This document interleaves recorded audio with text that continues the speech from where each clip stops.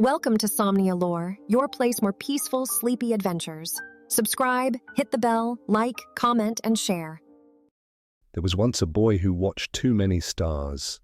He didn't count them, didn't name them, just watched, as if each shimmer carried a secret meant only for him.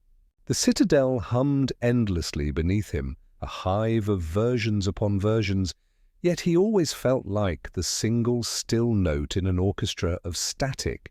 Most Mortys learned early to keep their heads down, to blend in with their Ricks, to stay in the soft shadow of genius. But this Morty, he had a quietness to him, the kind that made others uncomfortable. While the corridors echoed with experiments and laughter sharpened by arrogance, he lingered by windows, staring into the cosmic dark, wondering what else was out there beyond the noise. They said infinity meant freedom, but to him it felt like a cage too big to see the bars. Ricks passed by, muttering equations, half drunk on invention. No one noticed the boy leaning on the railing, eyes tracing invisible constellations through glass fogged by recycled air. In every reflection he saw another self, another life, another path not taken, and it all blurred into sameness. Sometimes, late in the artificial night, he imagined there was one star blinking just for him, trying to tell him something that couldn't be put into words. Hey, before we drift too far, let me say this. We really do care about you, the one listening right now. Whoever you are, wherever you're watching from, you matter here. This story, this small, quiet dream, is for you. So before we begin for real, tell us, where in the world are you and what time is it there? Maybe it's past midnight. Maybe you're lying somewhere soft, half between waking and sleep. Wherever you are, you're safe here. Now let's get started. Morty's world was built from repetition. Every hallway looked like the last, every face a variation of a pattern. He didn't understand why it made him ache. His Rick was clever but careless, a man who believed emotion was an accessory worn for effect. When Morty asked once, "Do you ever feel like something's missing?" Rick laughed so hard he coughed. "Kid, that's the point." The missing piece keeps the gears turning. Morty never asked again. But sometimes when Rick fell asleep at his desk, Morty would wander. He'd pass the labs filled with glowing green light, where other Ricks debated who was the smartest among themselves. He'd hear them joke about emotional control like it was another formula to master. And he'd think, if intelligence means never feeling lost, maybe he didn't want it. Maybe being lost was the only honest thing left. There was a night when he followed a maintenance droid through an unmarked corridor. It clicked and hummed, dragging a broken cable that sparked faint blue. The corridor ended in a transparent wall, revealing a wide chamber filled with old star charts. Dust floated through the air like slow snow. He pressed his palm to the glass, and for a moment it felt warm, as though something on the other side was breathing. He sat there for hours, legs crossed, head tilted against the cold pane. The Citadel's lights dimmed to their night mode, pale and slow. It was the first time he noticed the hum had rhythm, a low pulse like a heartbeat too big for the body it lived in. He imagined the Citadel as a creature that once dreamed of creation, but now only recycled its own thoughts. A janitor shuffled by, old and bent. He paused, stared at Morty for a long moment, then handed him a small sandwich wrapped in clear film. "You look like you ain't eaten since Tuesday," the man said. Morty blinked, surprised by the softness in his tone. "Thanks," he murmured. The janitor just nodded and continued sweeping. Morty didn't know it then, but that simple gesture would stay with him longer than any experiment or invention ever would. He took a bite. The sandwich was dry and unevenly spread with something that might have been peanut butter from another dimension, but it tasted real. Real in a way the rest of his life didn't. He chewed slowly, listening to the hum beneath his feet, and felt something close to peace, a fragile, uncertain kind of peace that could vanish if you breathed too hard. That night, when he returned to his quarters, he couldn't sleep. The Citadel's artificial dawn was hours away, but his mind was lit by small questions. He thought about the janitor, about the warmth in that passing glance. He thought about the star that blinked just for him. And he thought about himself, not as another Morty in a sea of Mortys, but as one particular boy, in one particular moment, wondering if the universe noticed him too. He didn't tell anyone about the chamber. It became his secret place. Each time he visited, he found new constellations sketched faintly on the old charts, some faded, some still glowing. He imagined the Ricks who made them, maybe long gone now, maybe still out there drifting. He wondered if they ever found what they were looking for.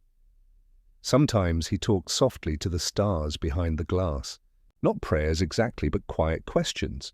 What does it feel like to be endless? Do you ever get tired of shining? He'd wait for an answer he knew wouldn't come. And yet, somehow, the silence that followed felt like a kind of reply, gentle, patient, accepting, days blurred.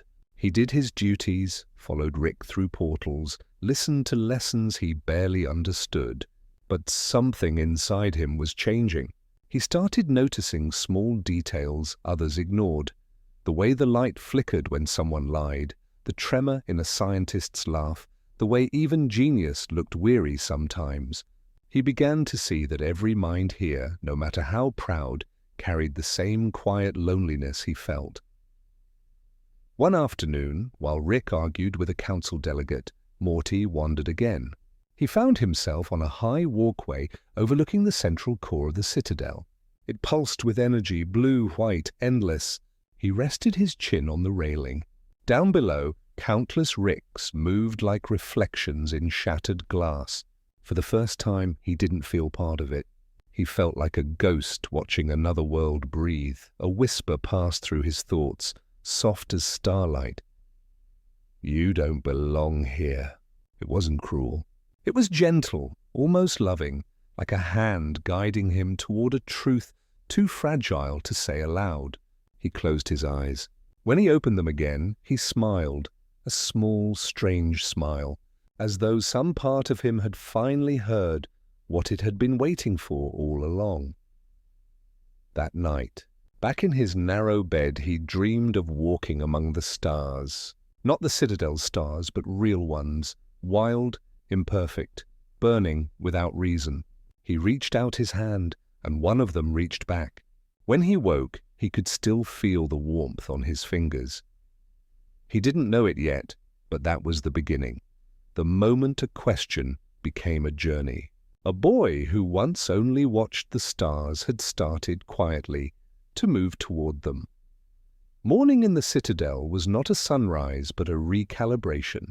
The lights brightened in slow pulses, the hum thickened, and 1,000 corridors filled again with movement. Morty woke to the faint sound of machinery breathing. His Rick was already gone, leaving behind the faint smell of ozone and burnt coffee. On the desk, a pile of notes, formulas about multiversal elasticity, half-buried an empty flask. Morty touched the glass and felt how cold it was, as if the night had never really ended. He got up, dressed, and slipped into the hallway before the first alarms began their steady ringing. The Citadel lived in routines. Even the chaos was organized. Trains slid through transparent tunnels like veins carrying genius instead of blood. Every Rick, every Morty had a function, a pattern, a place. Morty walked among them, eyes lowered, feeling the rhythm push him along like a current. Yet somewhere under the hum, he kept hearing a softer sound, the echo of last night's dream, the voice that had whispered, he didn't belong here. He made his way to the maintenance levels, where the corridors curved like old scars beneath the main city. Few people came down there unless something broke. The air smelled of metal and damp memory. He liked it. It was quiet, and in quiet he could think.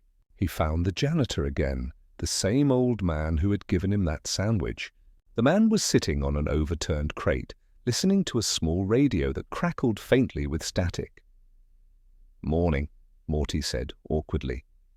The janitor looked up. His eyes were pale grey, soft around the edges. "You again?" he said. smiling without teeth. Did the stars keep you awake? Morty blinked. How did you... Same look I had once, the man interrupted. Like you saw something too big to forget. He gestured for Morty to sit. Morty hesitated, then did. The crate creaked beneath him. For a while they listened to the static together. It wasn't unpleasant.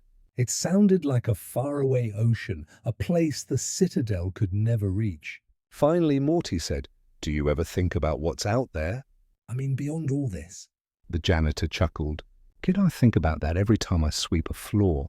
You know what this place is? It's a song that never ends. And the worst part? Everyone keeps dancing. Morty smiled faintly. So why stay? Because somebody's got to clean up after the music, the man said, shrugging. But you ain't built for that. You've got eyes that wander. The boy looked down at his shoes, scuffed and too small. He didn't know what to say. The janitor turned off the radio and stood, stretching with a quiet groan. "Tell you what," he said. Come back here tonight. "I'll show you something they don't put in the guides." Before Morty could ask what that meant, the man was already pushing his cart away, whistling a tune that seemed older than the Citadel itself. All day, Morty couldn't focus. Rick dragged him through experiments, multiverse errands, and a small explosion in Lab 9A, but his mind stayed elsewhere. Between tasks, he caught glimpses of the janitor's grey eyes in his memory, that knowing smile, that promise of something hidden. When night fell again, and the Citadel dimmed to its metallic twilight, Morty slipped away. The maintenance corridor was darker than before. The janitor was waiting, leaning against the wall, holding a small lamp. "Didn't think you'd show," he said. Morty shrugged. "You said you'd show me something." "That I did." The man handed him the lamp. "Hold this!" They walked deeper past rusted pipes and dripping valves until the hum of the Citadel faded into a low murmur. The corridor opened into a narrow chamber lined with old glass panels. They were star maps, thousands of them stretching from floor to ceiling. "Found this place by accident 30 years ago," the janitor said softly. "No one comes here now. The Ricks say these charts are obsolete. But I think they just stopped looking." Morty stepped closer. The glass was cool, and under the thin layer of dust the constellations glowed faintly blue. He traced a finger along one, 2 dots connected by a trembling line. "They're still moving," he whispered. "Stars never stop moving," the janitor said. "Even when no one's watching." Morty looked around, awestruck. Each map showed a different universe, a different version of forever. Yet all of them had one thing in common: empty spaces, voids between lights. "What's in the gaps?" he asked. The old man smiled. "That's the question, ain't it?" He sat on a metal beam, wiping his hands on his rag. "You know, when I was young, I worked for a Rick who wanted to chart every universe there was. Thought if he mapped them all, he'd find the meaning of it." You know what he found instead? What? "More maps?" Morty laughed softly. The sound echoed strangely, bouncing between the glass walls like a small bird, unsure where to land. The janitor looked at him kindly. "Kid, don't let them fool you." "Intelligence ain't wisdom. You can know the distance between every star and still not understand why they shine." Morty nodded, though he didn't yet understand. He felt something tightening in his chest, a longing maybe, or the beginning of understanding what longing meant. They sat there until the lamp began to fade. The janitor leaned back, eyes half closed. "There's a place, you know," he murmured. "The spot beyond the mapped zones. They call it the silent sector. No portals go there, no signals come back. Some say it's where the universes end." "Others say it's where they begin again." Morty listened, heart steady, breath shallow. "Do you think it's real?" The old man smiled. "Real enough to dream about." That night, when Morty returned to his quarters, the hum of the Citadel felt louder than ever. He tried to sleep, but his mind replayed the maps, the glowing constellations, the gaps between them. He wondered if freedom might live in one of those dark spaces, somewhere the Ricks hadn't reached. Over the next few days, he visited the janitor often. Sometimes they didn't talk at all. They'd just sit among the star maps, the silence heavy but not lonely. Other times, the man would tell stories, half-truths, half-memories, about the old days when the Citadel was new and full of promise. Morty began to notice changes in himself. When Rick scolded him for daydreaming, he didn't flinch. When other Mortys mocked him for asking too many questions, he simply smiled. There was a calm growing inside him, soft but firm, like a small planet forming its gravity. One afternoon, while walking through the upper labs, he found himself in front of a viewport overlooking the Citadel's outer rings. He pressed his hand to the glass. Outside, the artificial stars shimmered, their light bending around the massive structure. He could almost see the reflection of the janitor's lamp in the distance. For a brief moment, he imagined himself stepping through that glass, into the cold vacuum, into the silence. Not to escape, but to listen. He closed his eyes, breathing slow, steady. Behind him, Rick's voice cut through. Morty, what the hell are you doing? Daydreaming again? You're wasting oxygen, kid. Morty turned, meeting his eyes calmly. Just thinking, he said. Rick frowned. Thinking's dangerous. Don't get ideas, you're not built for that. Morty smiled, faint and genuine. Maybe not, he said. But maybe I could be. Rick snorted and walked away, muttering something about teenage phases. Morty stayed by the glass until his reflection blurred, until he couldn't tell where he ended and the stars began. That evening, when he returned to the maintenance level, the janitor wasn't there. The crate was empty, the radio silent. Only the faint hum of the Citadel filled the air. Morty sat on the floor, holding the cold lamp between his hands. He thought of the silent sector, of stars that moved even when no one watched. He whispered into the stillness, I'll find it someday. And maybe, somewhere far beyond the mapped universes. Something heard him. He couldn't prove it, but for the first time in his life, the Citadel's hum didn't sound like a cage. It sounded like a heartbeat. A beginning. The janitor never returned. Days passed, then weeks, and the corridor where he had once sat became only a hollow sound in Morty's mind. He still went there sometimes, hoping to find a trace of him, a rag, a shoe print, a half-finished tune. But the chamber stayed still, as if it had folded its memories inward. The radio was gone too. What remained was the hum, soft and patient, echoing the rhythm of his heartbeat. Morty didn't tell anyone. He carried the absence like a secret pebble in his pocket, small, heavy, strangely comforting. It reminded him that something real had existed in this place, something kind. Still, his thoughts began to drift toward the question the old man had left behind. What lies in the gaps? One afternoon, while Rick tinkered with a failed plasma core, Morty found himself staring at the cracks running along the lab's metal floor. They looked like veins, thin and branching, splitting in every direction.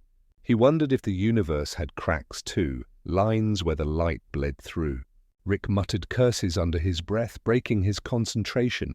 Morty, grab that spanner. Morty handed it over without looking up. You're quiet lately, Rick said, tightening a bolt. That's suspicious. I'm just thinking, Morty replied. Rick snorted. Dangerous habit. He glanced at him, eyes sharp behind exhaustion. Whatever you're thinking about, stop.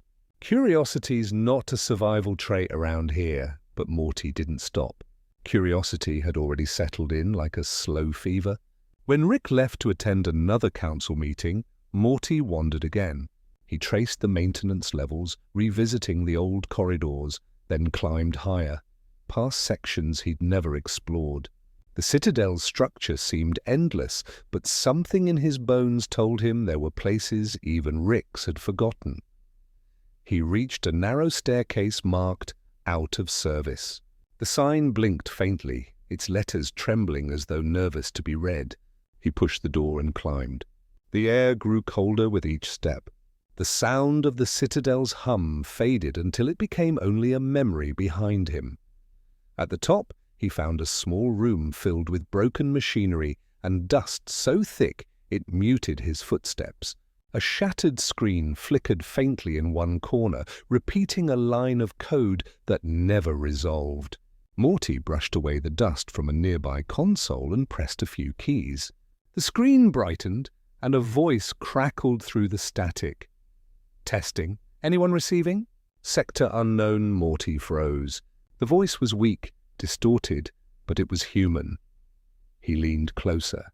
"Hello?" Static swallowed his word. Then faintly, "Who's there?" He hesitated. "Morty." The voice paused as if weighing the name. Figures. Always Morty's. "Listen, if you can hear this, don't stay." "What do you mean?" No answer. Just the same line repeating, "Don't stay, don't stay," until the sound decayed into silence. Morty stepped back, heart thudding. For a moment he thought about shutting the console down, pretending none of it happened. But he couldn't. The voice sounded real, afraid, alive. He replayed it once more. "Don't stay." He thought about the janitor, the star maps, the empty chair. Maybe this was what the man had meant, something hidden in the gaps. Morty returned to his quarters before Rick noticed his absence. That night, lying in the blue glow of the Citadel's artificial dusk, he stared at the ceiling and listened to the hum. He began to hear patterns inside it, tiny modulations, rhythmic shifts, as if messages were buried in the sound. Maybe they'd always been there, and he'd just learned how to listen. He whispered into the dark, "If you're out there, I heard you." The hum answered with silence. The following days blurred. He moved through his routines like a shadow. Rick barely noticed. The experiments, the lectures, the endless arrogance, it all ran on autopilot. But something inside Morty had changed. He wasn't afraid anymore. The Citadel felt smaller, almost fragile, like a glass globe someone could shake to make the snow fall. One evening, Rick brought home a guest, a broken version of himself from another timeline. This Rick was different. His hair was unkempt, his coat torn, eyes soft with exhaustion. When the two Ricks began to talk in complex equations and bitter laughter, Morty stayed quiet, listening. The broken Rick glanced at him once, then again, and finally said, "You look awake, kid." "That's rare around here," Morty blinked. "Awake?" "Yeah," the man smiled, not cruelly. "Most of us are sleepwalking through infinity." Rick rolled his eyes. "Ignore him." "He's gone sentimental," the broken Rick chuckled. Maybe sentiment's the only rebellion left. Morty felt something tighten in his chest. When the conversation ended, he followed the visitor to the hallway. "You said awake," Morty whispered. "How do you stay that way?" The man studied him for a long moment. By remembering what hurts, Morty frowned. "That doesn't sound peaceful." "It's not," the man said. "But peace without truth is just another prison." He handed Morty a small metal chip. "Take this." "It's nothing fancy, just an old coordinate file." "Don't tell your Rick. Promise me," Morty nodded. "I promise." The man smiled almost sadly. "You'll understand one day." Then he walked away, vanishing into the corridors like a dream forgotten by morning. Back in his room, Morty slotted the chip into a small handheld scanner Rick had discarded months ago. The screen flickered and revealed a string of coordinates labeled Silence Sector. His breath caught. The janitor's story, the voice from the console. It was all real. He turned off the scanner quickly, afraid Rick might sense the surge. The screen's afterglow lingered on his hands, painting his fingers in ghost light. He sat there for hours, staring at them, feeling the pull of something vast. The next morning, Rick complained about losing another lab assistant and muttered that Morty needed more discipline.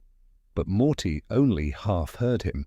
The chip was in his pocket, burning like a secret star.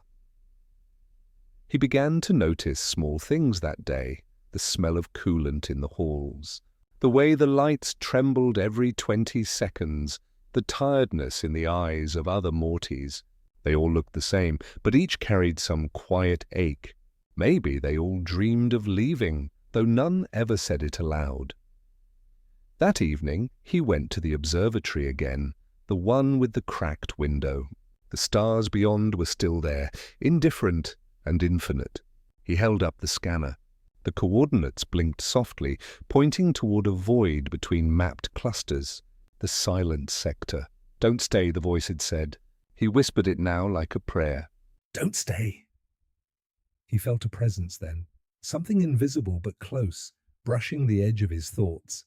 A warmth, familiar, almost human. For a moment he thought he saw a figure reflected in the glass, an old man with pale eyes, smiling faintly. He blinked, and the reflection was gone. He whispered into the quiet, "Thank you." Then the hum changed. It deepened, slow and resonant, like the Citadel itself had sighed. He didn't move. The lights flickered once, twice, then steadied. Somewhere, systems recalibrated. But inside him, something new aligned too. A purpose, small and clear. When he returned to his quarters, Rick was asleep, face buried in his notes. Morty watched him for a long time. For all his genius, Rick looked fragile, like someone pretending to be infinite. Morty reached out, almost touched his shoulder, but stopped. There were no words for what he felt. Not anger, not pity. Just understanding. He went to bed before the lights dimmed completely. The chip lay under his pillow, humming faintly, syncing with the rhythm of his heartbeat. He closed his eyes, and for the first time, he didn't dream of the Citadel. He dreamed of a quiet place beyond sound, a space where the stars breathed without names. When he woke, he felt the difference immediately. Something had begun. A pull toward the unknown, subtle and irreversible, like a tide finding its moon. The boy who once watched the stars was learning, finally, how to listen to their silence. The Citadel always hummed. Even in its quietest hours, beneath its 1,000 mirrored towers and infinite windows, there was a sound like distant machinery breathing in its sleep. Steady, faintly mournful. Evil Morty used to listen to that hum when he couldn't rest. It reminded him that the world he lived in was alive, but not awake. That everything around him, every Morty, every Rick, was part of a great, self-repeating dream that no one dared to end. Tonight, that hum felt softer, almost tired, like the Citadel itself knew what he was about to do. He stood by a window, his reflection fractured into 20 faint silhouettes across the glass. The stars were warped, dragged into spirals by the Citadel's orbit, a whirlpool of light circling a hollow center. He had always wondered why they built it like that, a city revolving around nothing. Maybe because that was what Ricks did best, build meaning around emptiness and call it genius. Behind him, the low thrum of conversation faded. The political chambers had emptied out after another meaningless vote, one where Ricks argued with Ricks about laws written by Ricks for the benefit of Ricks. The Mortys, as usual, stood still, nodding, silent placeholders in the background. But not him, not anymore. He remembered a time, not long ago, when he still believed the Citadel could change, when he tried to steer it from within, when he believed there was something salvageable in the mess. He had built a plan around that belief, a golden thread he followed through the chaos. But now, as the stars tilted across the glass and his reflection blurred, he could feel it unraveling. Rick once told him, in a version of a life that no longer existed, that belief was the most dangerous substance in the multiverse. It bends things, he'd said. Reality doesn't like to be bent, Evil. Morty closed his eyes and breathed out. Maybe Rick was right. Maybe belief had bent him too far. The door behind him slid open with a soft hiss. Footsteps. He didn't turn. "You missed the vote," said a voice. Quiet, almost kind. Another Morty, one who still thought the system could be saved. His eyes carried the naive flicker of someone who hadn't yet looked too long into the abyss. "I didn't miss it," Evil Morty murmured. "I ignored it. The other Morty hesitated. They're talking about expelling you again. They said you've been rewriting access codes. Quietly moving data. They said the same thing last time. He turned finally, eyes calm, tone almost soothing. Let them talk. It keeps them from thinking. The younger Morty frowned. You can't keep doing this, man. You're just one Morty. You can't fight the whole Citadel. I'm not fighting it, Evil Morty said. I'm leaving it. The words hung in the air like a candle flickering out. The other Morty blinked, startled. Leaving? Where would you even go? Evil Morty looked back toward the window, toward the spiraling stars. Anywhere that isn't built on someone else's permission. There was no anger in his voice, only a soft melancholy, a kind of wistful clarity. It wasn't rebellion, it was release. The other Morty shifted uneasily, glancing at the door. You sound like one of them Ricks now. No, he said, and his smile was faint but real. I sound like someone who finally stopped pretending to be one of you. Silence again. Outside, a ripple of blue light shimmered across the hull as the Citadel's engines adjusted their alignment. The stars shivered like silver dust. The young Morty eventually left, his footsteps echoing down the corridor, fading into the endless hum. Evil Morty stood alone again, listening to the breath of the machine world. He thought of the boy he once was, the one who still flinched when Rick raised his voice, the one who waited for approval that never came, the one who learned to hide his ideas behind silence until they were strong enough to survive mockery. Somewhere along the line, that boy had grown into someone unrecognizable, someone who could smile while watching empires burn, not because he loved destruction, but because he finally understood what freedom cost. He reached into his pocket and drew out a small weathered device, or but a portal trigger. But unlike Rick's, it was different. It shimmered faintly gold instead of green, humming softly as though alive. He had designed it himself years ago for a place no Rick had ever gone, a place beyond the infinite loops, where every version of himself could finally stop running. As his thumb brushed the switch, a flicker of hesitation crossed his eyes. He thought about the few who would stay behind, the ones who might still wonder. Some would curse his name, some would never understand, but maybe a few would feel something else. A strange, nameless hope. The hum of the Citadel deepened. Lights dimmed. He heard the faint click of distant systems recalibrating, all connected to his code. It had taken years to weave it in, line by line, hidden beneath the Citadel's foundation. Now, at last, it was ready.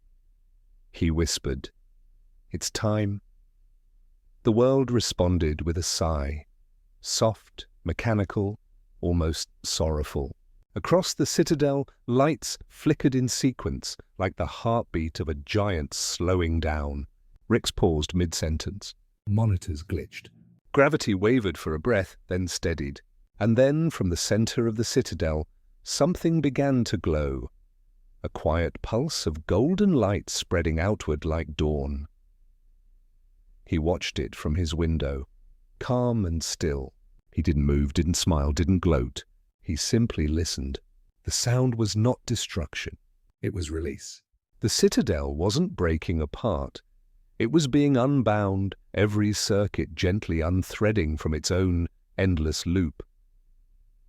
For the first time, he could hear silence underneath the hum, a silence that felt clean. He opened the portal.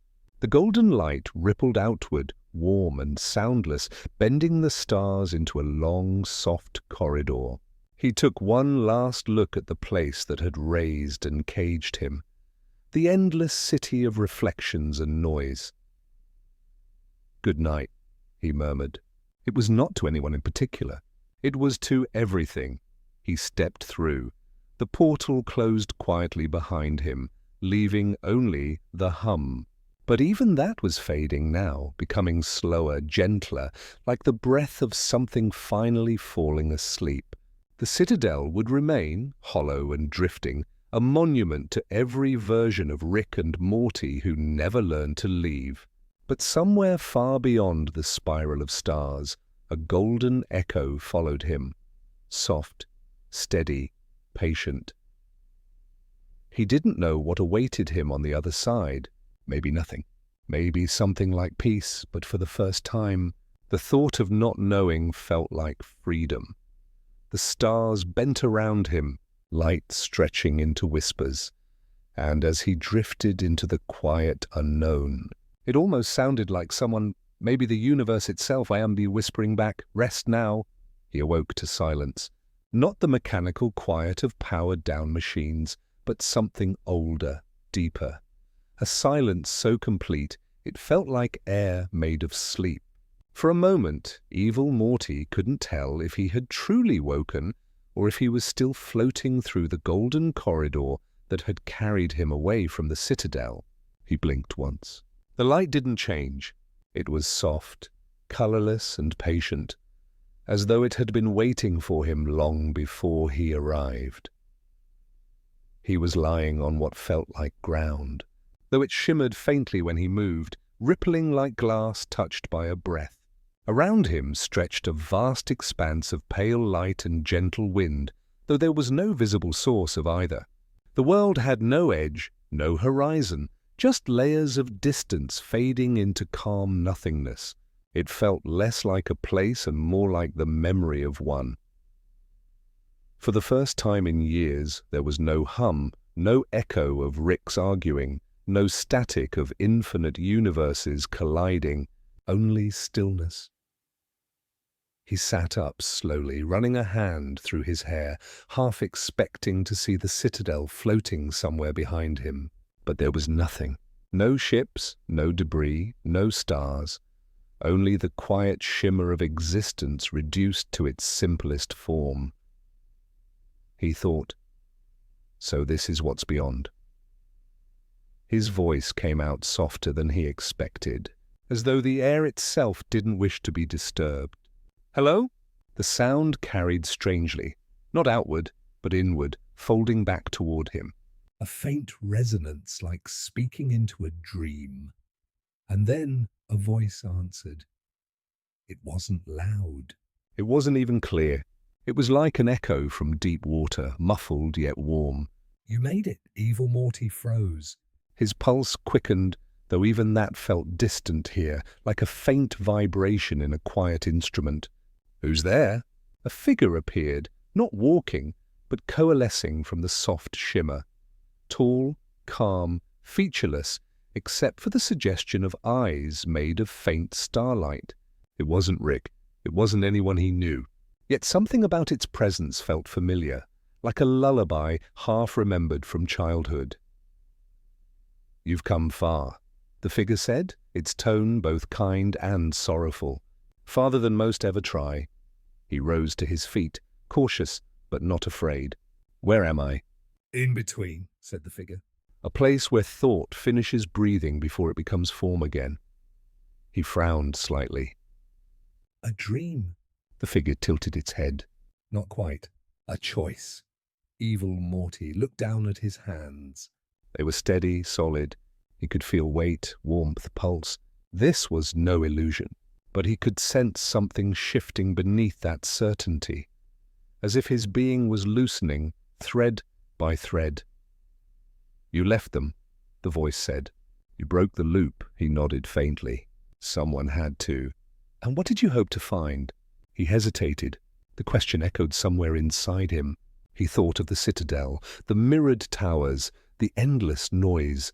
He thought of Ricks who believed intelligence justified cruelty, Mortys who learned to live as shadows. He thought of himself, the boy who had once waited for approval, who had finally decided to stop waiting. "I wanted to see what was real," he said finally, outside their noise, outside the pattern. The figure seemed to smile, though its face didn't move. "Then look," the light shifted. The vastness around him began to change, faint shapes forming, dissolving, reforming again. He saw flashes of worlds, oceans frozen mid-wave, cities suspended in twilight, faces that looked like his, but softer, freer, untouched, by the exhaustion he carried. It was as if every possibility that had never been chosen still lingered here, alive in the quiet. "They're still dreaming," the figure said. Every version of you. Every version of them. They build, destroy, build again, endlessly. Evil Morty watched in silence. And this place? "This is what remains when you stop building." He turned toward the figure. "Then what happens to me?" "That depends," it said. "You can rest here, let the pattern end." Or it gestured to the horizonless space, and for a moment he saw faint, golden paths unfolding, corridors of light leading outward, each pulsing softly like veins in the skin of the cosmos. "You can choose a new direction." Not another loop. Not another Rick, something untouched. He stared at the paths, their glow like whispers calling from a faraway shore. A part of him longed to stay, to dissolve into the stillness, to finally be free from the weight of thinking, deciding, defying. But another part, small, stubborn, and alive, refused. "Why me?" he asked quietly. "Why am I the one who gets to choose?" "Because you stopped asking permission," the figure said. "That's all it ever takes." He looked down, breathing slowly. The silence around him felt heavier now, filled with a kind of sacred melancholy. He could almost hear the echoes of other Mortys. Millions of them, each trapped in their own small loops, each unaware of the sky above them. He thought of them with strange tenderness. Not pity, just understanding. They were all him, after all. Fractured reflections of the same yearning, to be seen, to matter, to be more than someone's echo. He turned back to the figure. "If I leave," he said, "what happens to the Citadel?" "It sleeps," said the voice, "until someone else decides to wake it." He nodded, absorbing the words like distant thunder. And Rick? The figure was silent for a long moment, then said, "He'll keep searching for what he's already lost." It's what he does best. A faint ache moved through Evil Morty's chest. Not sadness exactly, but a deep, weary understanding. He exhaled. "Then I suppose it's time." The figure's glow dimmed slightly, as if bowing. "Where will you go?" He looked out toward the nearest golden corridor. "Forward," he said. "Even if I don't know what that means." The figure's voice softened. "Then you've already begun." Evil Morty stepped forward. The light beneath his feet rippled, responding to him like a living surface.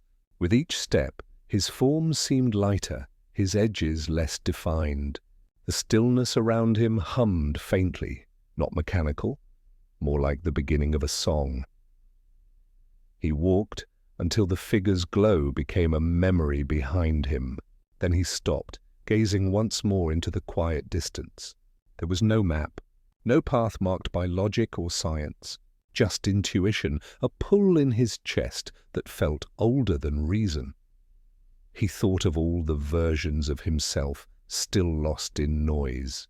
He thought of the countless Ricks who never looked up long enough to see the stars. And softly, he whispered, not to the figure, Not to anyone else, but to them. Someday, "Maybe you'll understand." The golden corridor brightened in response, wrapping him in light so gentle it felt like an embrace. The silence deepened, not empty but full, full of the quiet potential of everything yet unmade. As he stepped into it, the faint hum of the Citadel echoed for a final time, far away, fading into memory. The noise of infinite worlds receded, replaced by something softer, the steady rhythm of existence itself. He smiled faintly, not in triumph, not in regret, simply in peace. The light closed around him, and the stillness whispered, "Go on, little traveler. The stars are listening." And with that, Evil Morty disappeared into the golden quiet. Not gone, but changed, part of the silence he once longed to find. The light did not end. It stretched endlessly yet softly, as though time had become something pliant, not marching forward, but folding gently, breathing in rhythm with him. Evil Morty moved through it with no sense of distance. Each step seemed to both carry him somewhere and nowhere at all. The golden corridor rippled under his feet like calm water. The silence here was not emptiness, it was kindness, a presence that didn't demand, didn't rush, didn't measure. He began to realize that the farther he walked, the less he felt like himself. Not in a frightening way, more like shedding layers that had once been armor. His bitterness, his caution, his need to prove something, they began to dissolve, grain by grain, until what remained was something simple, raw and human. He stopped once, uncertain if he was still a he in the way he had been. The air, if it could be called that, shimmered faintly, and in its glow he saw fragments of his own memories float around him like dust caught in light. The first time he'd questioned Rick's logic. The first time he'd realized the universe wasn't built for kindness. The first moment he'd chosen to disobey. They came, not as pain, but as soft recollections, as if the past itself wanted to be thanked before being released. He reached toward one, a memory of himself as a young Morty, standing beside Rick at a console filled with blinking lights. Rick was talking, explaining, gesturing grandly, and he, the younger one, was pretending to understand. But behind his eyes was a quiet sadness, the kind that came from realizing your hero didn't really see you. Evil Morty watched the scene dissolve into golden haze. He whispered, almost to that boy, "You did what you had to." The light shimmered in answer. The boy's face softened, then disappeared. As he continued forward, something new began to appear in the endless distance. A faint outline, circular and pulsating like a heartbeat. It wasn't a structure nor a star, but a kind of doorway made of living light.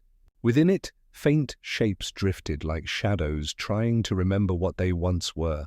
He felt drawn to it, not by curiosity, but by something gentler. Recognition? The closer he came, the more he realized those shapes weren't random. They were memories too, not his this time, but others.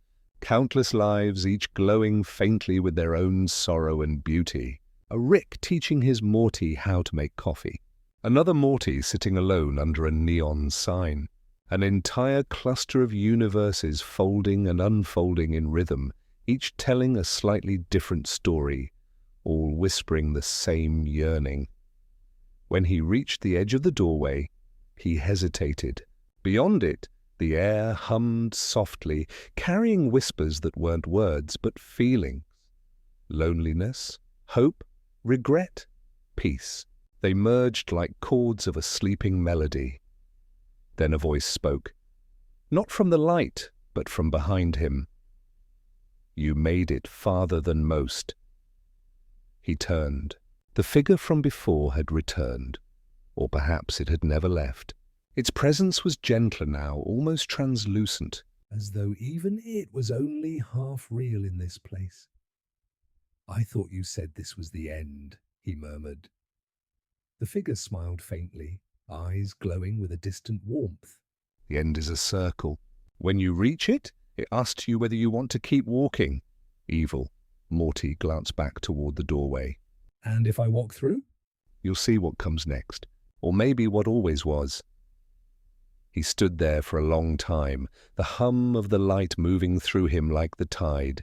"What happens to who I was?" "You remember him kindly," the figure said. "Then you let him rest." He thought about that. About letting go of the clever, cold version of himself who had outsmarted Rick's and rewritten the Citadel's code. About the boy who once trembled under someone else's voice.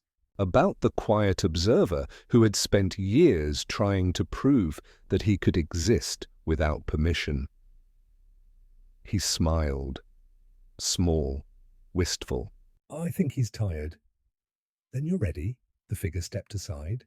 The doorway pulsed softly, golden and serene. Evil Morty looked into it, and for a fleeting moment he saw something within. Not a destination, but a reflection. It was him and yet not him.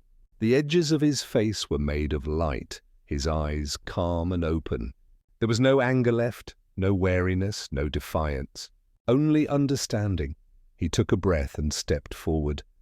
The light met him like water, warm, forgiving, endless. For a moment, he felt everything, the infinite versions of himself across universes, the endless possibilities that had once terrified him. But instead of noise, there was harmony. Every decision, every pain, every act of rebellion and love folding perfectly into balance.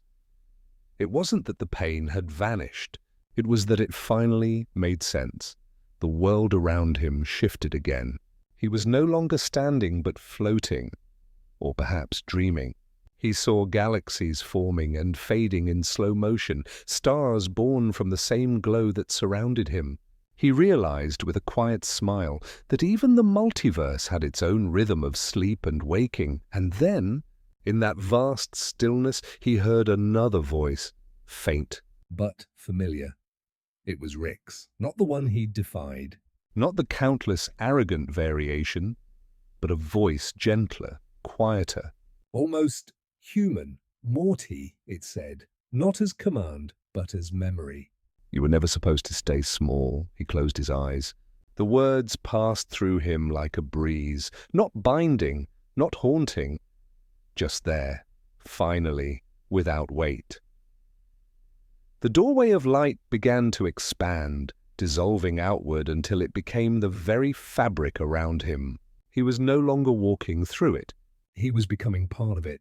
The corridor, the silence, the endless hum, all of it merging into one continuous exhale. He saw, in a vision beyond vision, other lights, other souls drifting along their own paths, each carrying the faint echo of a story. Not just Morty's or Rick's, but all the forgotten pieces of every universe that had ever been. The overlooked kindnesses, the quiet forgivenesses, the tiny moments of understanding that no one noticed. They were all here, suspended in the soft breath of the infinite. He thought, maybe this was never about escaping. Maybe it was about remembering that freedom wasn't a place, but a state of being. The thought glowed briefly, then dissolved. He felt himself drifting further, lighter now than air. The last fragments of self, name, voice, memory, softened, becoming part of the same golden current. Yet before he vanished completely, he felt something anchor within him. A quiet wish, not for himself, but for those still caught in the loops. He whispered it softly, knowing the light would carry it where it was needed. May they find their way home too. The silence deepened, tender and immense. The hum of the Citadel was gone forever now, replaced by the subtle rhythm of the cosmos dreaming. And as he faded into that dream, he could almost sense the universe smiling. Not in triumph, but in peace. The light pulsed once more, and then all was still. In the farthest corner of that stillness, a faint echo lingered. Gentle, luminous. Almost like a lullaby. You did it, little traveler. Rest easy. There are kinds of quiet that exist beyond the reach of time. Not the silence of sleep, nor of death, but something subtler, like the pause between heartbeats when the universe listens to itself. That was where he drifted now. Evil Morty, though even that name was losing its weight, existed as a ripple in the fabric of what once was. No body, no sound, no direction. Just awareness suspended in a golden dusk. He couldn't tell how long he had been there, or if time even touched this place at all. There was no hunger, no fatigue, no loneliness. Yet there was still memory. Faint, translucent, drifting through him like soft echoes of rain. He remembered faces. Rick's, of course, sharp-edged and tired. So many Ricks, each with the same spark burning behind in different eyes. He remembered laughter that never reached warmth, lessons disguised as cruelty, genius built on fear. He remembered other Mortys too. Small, uncertain, always waiting for permission to exist. He saw them still, trapped in the same loops, building the same walls, telling themselves it was safer that way. And then, beneath those memories, he felt something new. A current moving gently through the stillness. It was not pulling him exactly, or more like inviting him. He followed, or perhaps was carried, through the quiet glow until the light began to shift, deepening into hues of soft amber and blue. A shape was forming ahead, faint at first, then clearer. It was not a world in the way he remembered worlds, but a kind of reflection. An ocean of light, its surface rippling with the colors of dreams. Above it, constellations swayed like lanterns on invisible strings. He hovered near the edge, watching the gentle waves move without wind. When he reached out, the light responded. It mirrored him, not as the boy he had been, nor the man who defied empires, but as something calmer. His reflection's eyes met his, unblinking. There was recognition there, but no pride, no anger. Only stillness. Is this what's left of me? He whispered. The reflection smiled. Or rather, a suggestion of a smile rippled through the water. What's left, it said, though no mouth moved, is what was always true. He didn't ask what that meant. Somehow, he already knew. The air around him began to shimmer with motion. Faint silhouettes forming in the distance, drifting closer, glowing like embers caught in fog. As they approached, he recognized them not as people but as memories. Not his own, but of countless others. Each shimmer held a story, a Morty comforting his Rick after a failed experiment, a Rick choosing for once to stay instead of run, a universe where both had grown old and learned to forgive each other. They moved past him in silence, each carrying its own soft radiance, dissolving into the golden sea. He felt no envy, no regret, only understanding. Each of them had found their own ending. This was his. But something stirred beneath the calm, a pulse that did not belong to the sea or to the memories. It came from far away, a faint rhythm he had almost forgotten. It was the sound of laughter. Not mocking, not cruel, and real, human laughter. He turned, and the horizon opened like a curtain of light. Through it, faint images flickered, scenes from the world he'd left behind.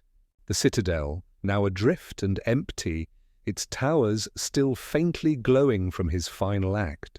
Rick's wandering the corridors in confusion, realizing that the systems no longer responded to their control. Morty stepping cautiously into the light for the first time, hearing silence instead of commands. The sight filled him with a strange tenderness. He thought of the younger one who had come to warn him before he left. Wide-eyed, trembling, still hoping to save what couldn't be saved. He wondered if that Morty was still there, maybe looking out a window the way he once had, wondering what lay beyond the spiral of stars. He felt a soft ache, not pain, but something close to love. The golden sea rippled beneath him, catching fragments of his emotion like rain. He saw them reflected back as light, the loneliness of being different, the courage it took to walk away, the quiet gratitude that came too late. It all blended into the same calm shimmer. Then the voice returned, the one that had spoken to him in the in-between. "Do you understand now?" it asked. He hesitated, then nodded. "I think so. What have you learned?" He looked around at the sea of memory, the drifting constellations, the faint laughter that still echoed somewhere distant, that even freedom needs gentleness, that breaking something isn't enough, you have to forgive it too. The light deepened, folding gently around him. Then your journey is ending. He felt it, the slow unraveling of everything that still tied him to what was, not erasure but release. The parts of him that once clenched, the anger, the defiance, the desperate hunger to prove his worth, were softening, turning to light. He spoke quietly, though he wasn't sure if it was to the voice, the reflection, or himself. I thought I wanted to escape them. But now I think I just wanted to stop running. That's what escape truly is, the voice whispered. When you no longer have to flee, he closed his eyes. The world around him began to pulse with soft rhythm, the heartbeat of everything that ever was and ever would be. He felt himself drifting again, but this time there was no sense of movement. He was simply being carried. Then faintly he heard something unexpected, a whisper threading through the quiet. It sounded like a child's voice, curious and small. "Hey." Are you still out there? He opened his eyes. Across the golden sea, a ripple of light took shape. A boy stood there, or something that looked like one. His outline flickered, young and uncertain, like a thought not yet finished. Evil Morty, though he no longer needed the name, gazed at him softly. "Who are you?" The boy tilted his head. I think I'm you, or maybe just what's left of you, he smiled faintly. Then you made it, the boy nodded. Is it over? Not over, he said, just... Quiet now. The boy looked around, wide-eyed, as if seeing the golden horizon for the first time. It's beautiful here. It is, he said. But it's not meant to keep you. It's meant to remind you. Of what? That you can always begin again. The boy's form flickered, then brightened, ready to move on to become something new. He looked at the older reflection one last time. Will I see you again? A soft smile crossed his face. You already do. The boy nodded, then turned toward the light and began to walk. With each step, his outline grew brighter until it merged with the horizon. One last spark folding into infinity. The older one watched until the glow faded. Then he exhaled, or something like it, a long, silent breath that rippled through the sea, sending waves of light outward. They spread endlessly, touching every corner of the golden dusk, and somewhere, far away, in a different universe, maybe even the one he had left, a Morty looked up from his window and felt, for reasons he couldn't explain, a strange warmth in his chest. The golden sea stilled once more. The constellations flickered softly, like eyes closing in peace. He let himself drift, weightless. For the last time, somewhere in that boundless stillness, a whisper passed through him. A final note of kindness from the cosmos itself. Thank you for remembering what freedom feels like.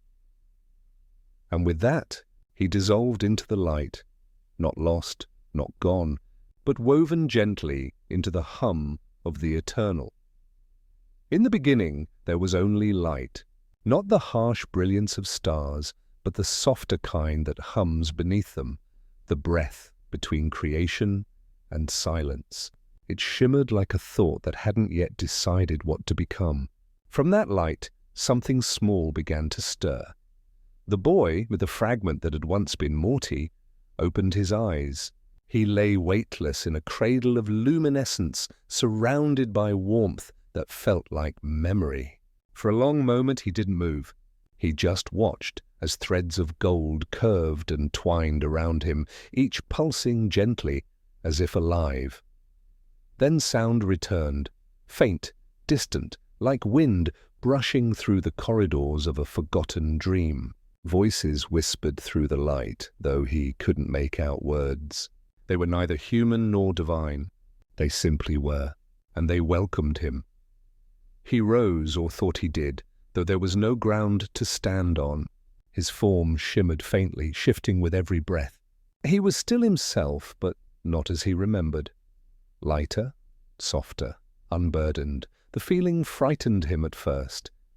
The absence of fear itself. Where am I? He asked, into the glowing air. A ripple of light curved toward him, taking shape. A presence, vast and tender. You are between, it said, its voice neither male nor female. Between endings and beginnings, between what was and what might be, he blinked. I thought I was gone. The voice almost smiled. Nothing that remembers can ever truly vanish. You are memory made gentle. He tried to understand, but the thought slipped through him like sand. If I'm memory, whose? Everyone's, it said simply. The echo of all who ever wondered if they were meant for more. The boy looked down, though there was no down, and saw that beneath him stretched a field of shifting color, each hue flickering into images, moments from infinite lives. Some he recognized, a Rick hunched over a workbench, muttering to himself, a Morty walking away from the Citadel's smoking ruins, a version of himself that had never left at all, still orbiting the gravity of his grandfather's genius. He reached toward one of the glowing threads. As his fingers brushed it, the scene deepened, a world of rain and neon, where a young Rick stood alone under a flickering streetlight, staring up at a sky filled with unfinished equations. There was sorrow in his eyes, but also longing. The boy felt it, that ache, that endless reaching for meaning, and something inside him shifted. The light around him pulsed in answer. He's still searching, the boy whispered. They all are. As are you, the voice said. Though your search is different now, he frowned. Different how? You no longer seek control. You seek peace, the boy hesitated. Can I find it? You already have, the voice replied. But you must learn how to share it. Before he could speak again, the light began to move. The field beneath him rippled and folded, becoming a current. He was drawn into it, not by force, but by purpose. The world around him blurred into motion, flashes of galaxies, echoes of laughter, storms of color that smelled faintly of ozone and old dreams.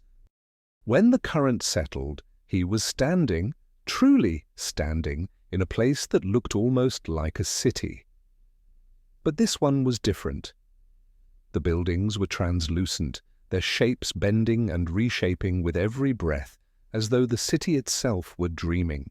Above it, twin suns glowed in an amber sky, and walking its luminous streets were figures, thousands of them.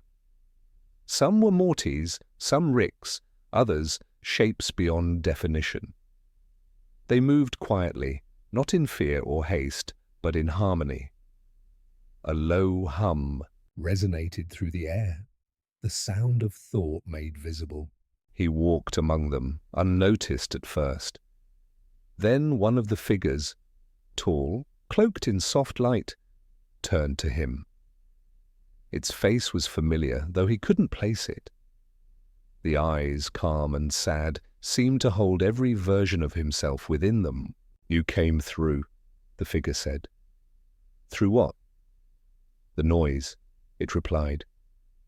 Through everything they built to keep you from hearing the silence beneath it. The boy's heart, or whatever beat in its place, fluttered. What is this place? The figure gestured around. A refuge for echoes, those who slipped free of the pattern and became something new. The quiet between universes. He looked around again. The city shimmered like a mirage, its people carrying fragments of light in their palms, each one a small universe of memory. Are they free?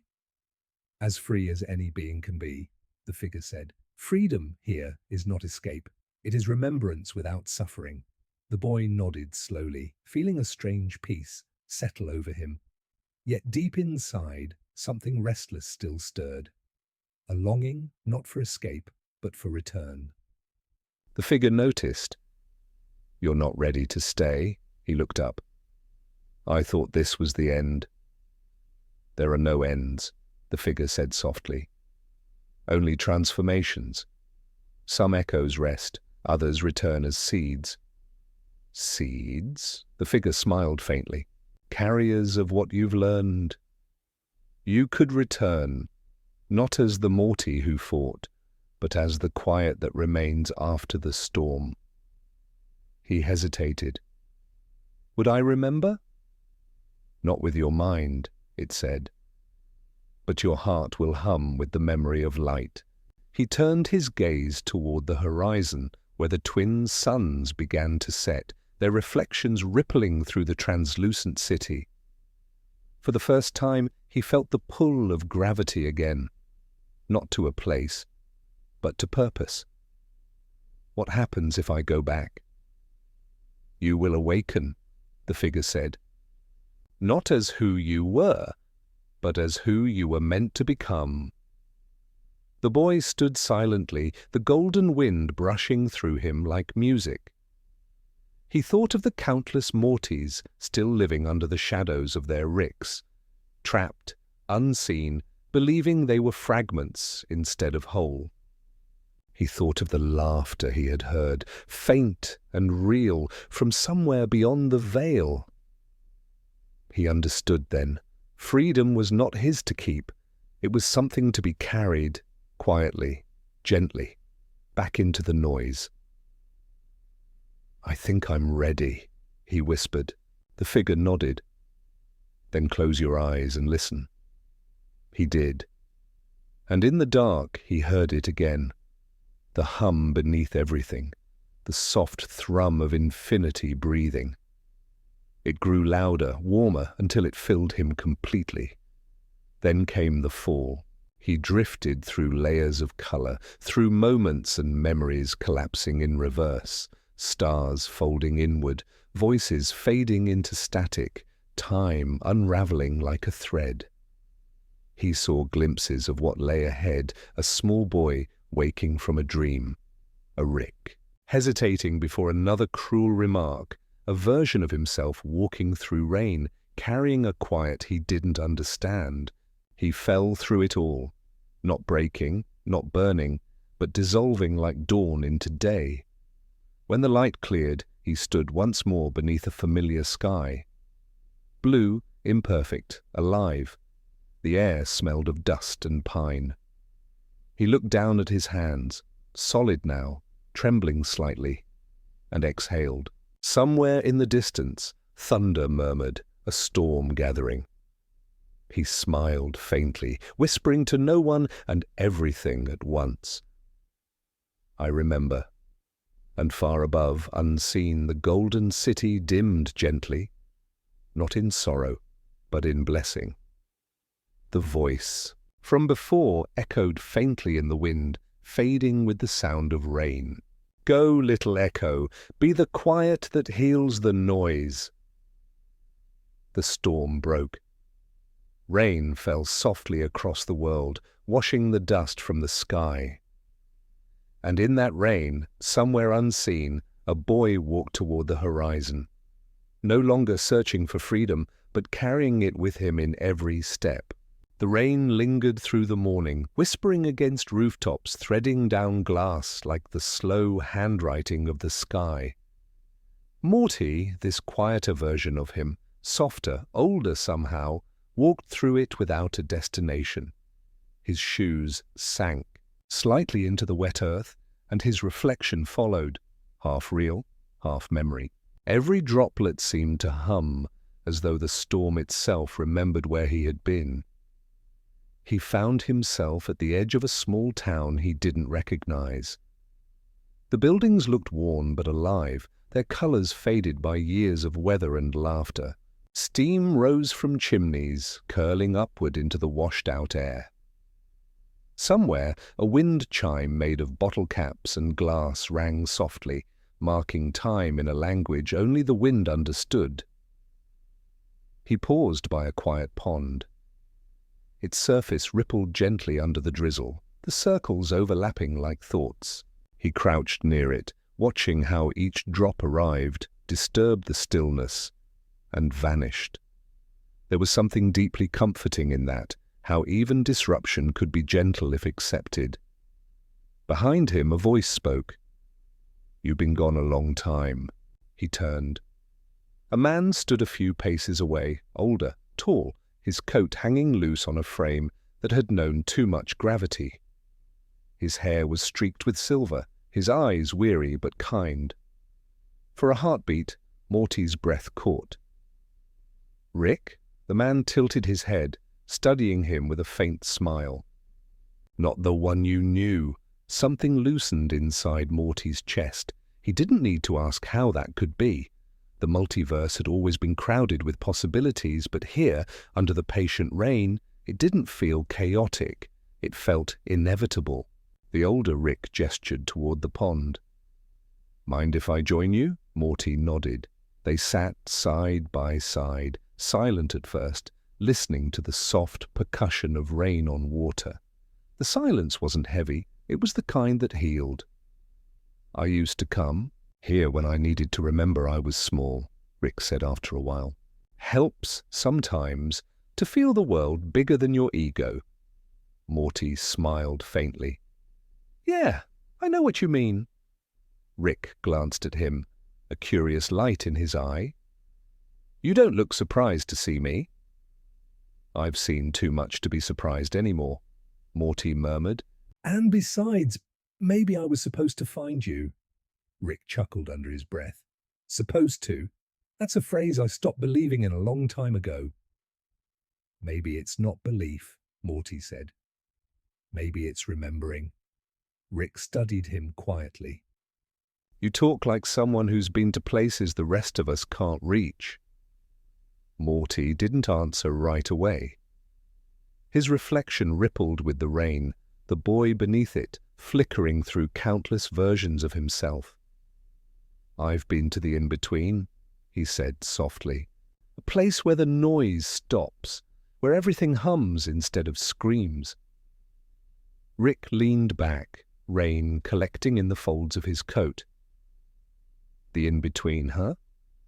Sounds like the kind of nonsense my younger self would have mocked while secretly trying to prove it existed. Morty smiled at that. Maybe he did prove it. Maybe he just forgot. The older man didn't reply. He just stared at the horizon where mist curled over the trees like slow breath. For a long time, neither spoke. The rain thinned to a mist, and the pond began to reflect them clearly again. Two figures, generations apart, both carrying the quiet ache of knowing too much. Finally, Rick said, You left the Citadel, didn't you? Morty nodded. Why? He took a long breath. Because staying there meant forgetting who I was. Every wall, every rule, every version of me was built to serve someone else's dream. I got tired of living in a place that pretended to be order when it was really just fear. Rick's expression softened. You sound like you've made peace with it. Not peace, Morty said. Just stillness. They're not the same. The older Rick nodded slowly, as though the words brushed something familiar inside him. I used to chase stillness through chaos, he said. Thought if I made enough noise I could drown out the quiet that scared me. Morty glanced at him. Did it work? Rick gave a small, broken smile. For a while. Until I realized the quiet wasn't the enemy. It was the truth. The pond shimmered, reflecting their words back to them in ripples. The world seemed to breathe in sync with them. Everything slowing, softening. Do you ever miss them? Morty asked. The people you couldn't save? Rick's shoulders tensed. He didn't look up. Every day, but missing them became its own kind of prayer. A prayer? Yeah, Rick said quietly. Something. You say not because someone's listening, but because it helps you remember why you ever cared. Morty nodded. The phrase sank deep. A prayer of memory. He wondered how many versions of Rick across the galaxies whispered such things to themselves in the dark. The older man reached into his coat and pulled out a small glass orb. Inside it glowed a faint, flickering light. He held it out to Morty. Take it. Morty frowned. What is it? Just a fragment, Rick said. Something left behind by one of your kind. I've been keeping it, waiting for someone who'd understand what to do with it. Morty cupped the orb gently in his palms. The light inside pulsed softly, not in rhythm with his heartbeat, but with something older, something that resonated with the hum he had carried back from the in-between. It wasn't power. It was memory. "It's beautiful," he whispered. Rick nodded. "Careful with beauty, kid. It remembers you when you're gone." They sat there a while longer, the world fading around them into twilight. The rain stopped completely, leaving the air washed and new. Crickets began their slow choir in the grass. Morty finally said, "You knew I'd come?" Rick smiled faintly. Not knew, hoped. I wanted to believe that somewhere out there, one of you figured it out. Figured what out? That leaving isn't the same as abandoning. Sometimes walking away is how the healing begins. Morty looked down at the orb again, watching the light swirl within. "And maybe it's time to pass it on," he said. Rick tilted his head. "To who?" Morty's eyes softened. "To anyone who still thinks they're just a copy." Rick exhaled a long, quiet laugh. "Good answer." They rose together. The air shimmered faintly around them, as though the moment itself knew it was precious. The pond behind them stilled completely, reflecting two figures at peace with their reflections at last. Morty turned toward the distant hills. "You won't come?" Rick shook his head. "My time's tied to this place." "Someone has to remember it exists." "Then I'll carry it with me," Morty said. Rick smiled, eyes glinting like fading stars. "You already do." The wind picked up gently, lifting stray droplets from the grass. Morty stepped forward, feeling the orb's pulse settle into rhythm with his breath. The horizon ahead glowed faintly gold, the color of awakening, the color of return. He looked back one last time. Rick stood by the pond, hands in his pockets, watching the ripples fade. For a moment he looked not like a scientist, not like a myth, but simply a man who had learned how to forgive the noise. "Goodbye, Rick," Morty whispered. Rick didn't turn. "Don't say goodbye," he murmured. "Just keep going." And Morty did. He walked into the soft gold of evening, through grass wet with memory, each step quieter than the last. The orb's light warmed his palm, steady and alive. He felt it hum, not as a reminder of what he'd lost, but of what he'd become. The path stretched endlessly, folding into itself like a dream that never needed to end. Above him, clouds drifted apart, revealing a few shy stars. They blinked, curious, as if recognizing him from another world. Somewhere far behind, the pond caught their light and held it, still rippling with the echo of two souls who had finally understood each other. Morty breathed in, slow and sure. The air was cool, the world quiet. The hum inside him was steady, patient, infinite. And as night gathered around him, he whispered, not in fear, not in longing, but in peace, "I'm home." The night settled like velvet over the hills, soft and endless, stitched with distant stars. Morty walked beneath them, each step quieter than breath, the orb glowing faintly in his palm. It wasn't light in the ordinary sense. It was memory made visible, pulsing gently like a heartbeat too kind to stop. The hum that lived within him matched it, low and steady, as though the two were part of the same forgotten song. He didn't know where the path led, only that it led away from noise. Every now and then the wind carried whispers, snatches of laughter, a child's question, the faint murmur of old Ricks arguing about nothing at all. They were echoes of the worlds he'd left behind, flickering at the edges of time. He listened, but he didn't turn back. The landscape began to change as dawn approached. Mist curled up from the earth, glowing faintly blue. The trees were thin and silver, their leaves moving as if underwater. The horizon shimmered, rippling between morning and memory. Morty breathed it in. The scent of dew, dust, and something ancient, like the air between dreams. He found a small cottage tucked beside a river that glittered like liquid glass. Its windows were fogged with warmth, and faint light spilled through the cracks. Smoke rose lazily from the chimney, winding into the mist. The sight filled him with a strange ache, one he couldn't name. It looked like belonging. He hesitated at the door, unsure whether to knock or walk away. Then, as if sensing him, the door creaked open. A woman stood there, her hair silver as the river, her eyes soft and familiar in a way that made his chest tighten. She wore a shawl the color of twilight and smiled as though she had been expecting him. "You've come far," she said. Her voice was gentle, like someone who had learned long ago that quiet could hold entire worlds. Morty nodded. "I think so." "I'm not sure how long it's been." "Time doesn't count the same for those who've seen beyond it," she said simply, stepping aside. "Come in, the fire's warm." He entered. The cottage was simple, a wooden table, 2 chairs, a kettle humming softly on the stove. Shelves lined with jars of light, tiny orbs like the one he carried. They pulsed faintly, each with a rhythm of its own. The walls seemed to breathe, expanding and contracting with every sigh of the fire. The woman poured him tea. It smelled like rain and memory.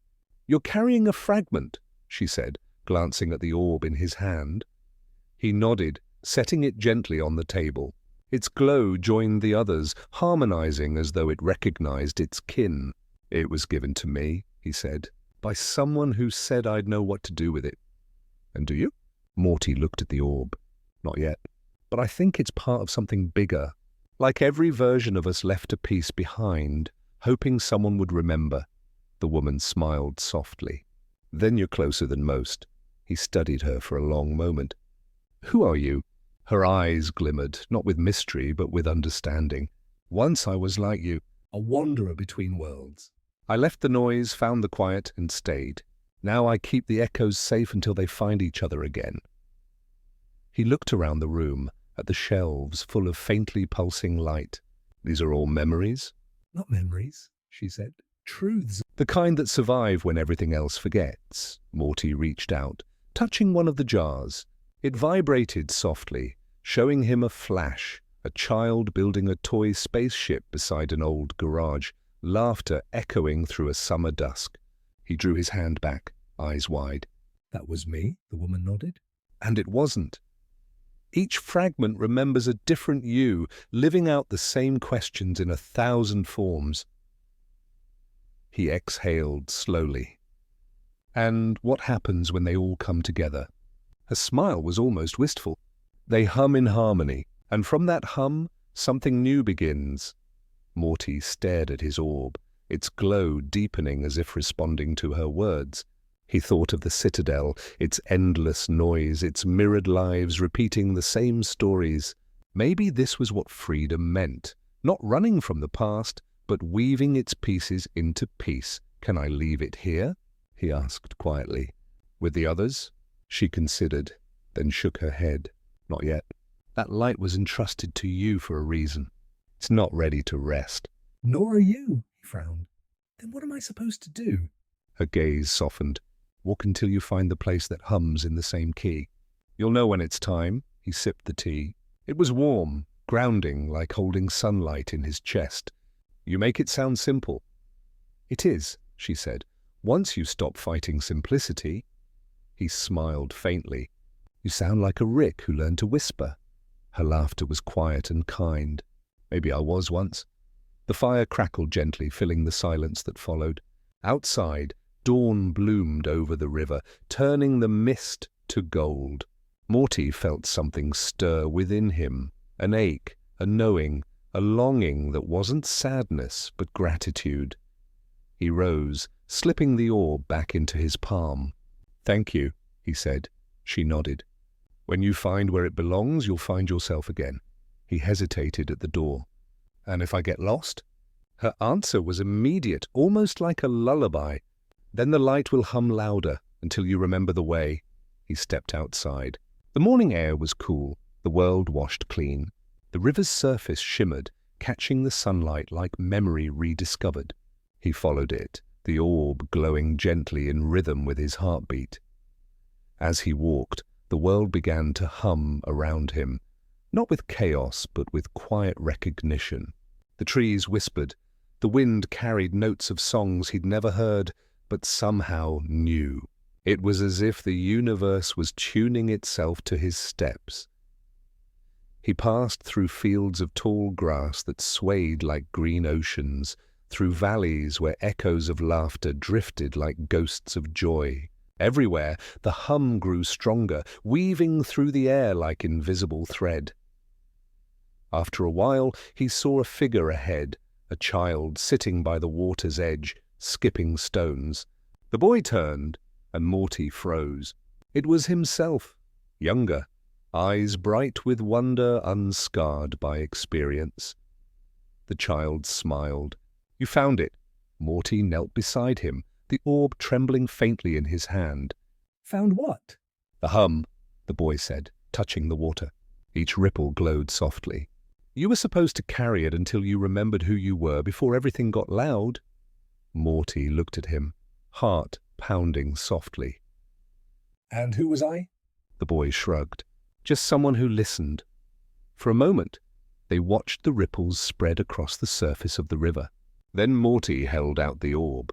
"I think this belongs to you." The boy took it gently, cupping it between small hands. The light swelled, brighter, but still tender, filling the air with warmth. Then he looked up, smiling a quiet knowing smile. "No, it belongs to both of us."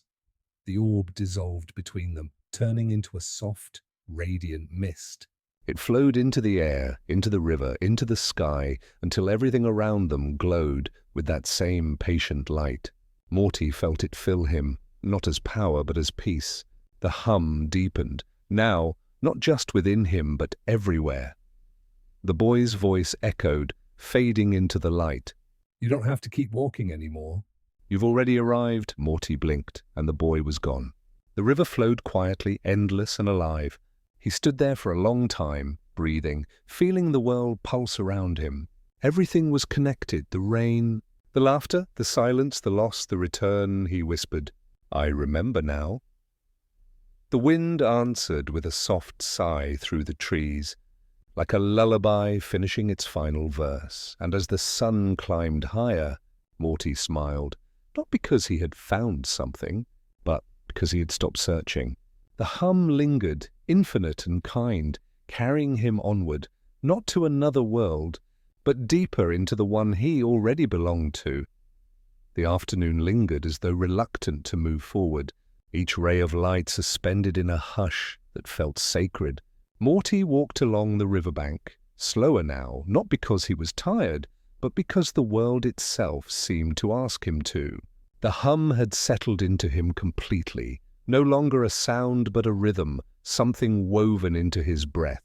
Each step, each thought, each glance at the drifting water echoed in harmony with it. The orb was gone, but its memory remained, a warmth behind his ribs, pulsing faintly like a heartbeat, not his own. The boy's words echoed within him, "You've already arrived." Yet even as the truth of that settled, a quiet unease stirred beneath it, gentle but insistent. Arriving wasn't the same as ending. The story still breathed. He paused where the river bent, the water widening into a calm expanse that reflected the sky like glass. Clouds drifted lazily across it, soft and translucent. For a moment, he saw faces there, his own, younger and older, Rick's he'd known, Rick's he hadn't, entire timelines shimmering and fading like reflections in rippled glass. They weren't haunting him now. They were greeting him. "Morty," a voice murmured, low and distant, as though spoken from beneath the water. He turned sharply. The surface trembled, then stilled. The voice had sounded familiar, not one of the many Ricks, not the boy, not his own echo. It was quieter, steadier, and carried a sorrow he recognized instantly. "Rick," he whispered. The wind stirred, bending the reeds at the river's edge.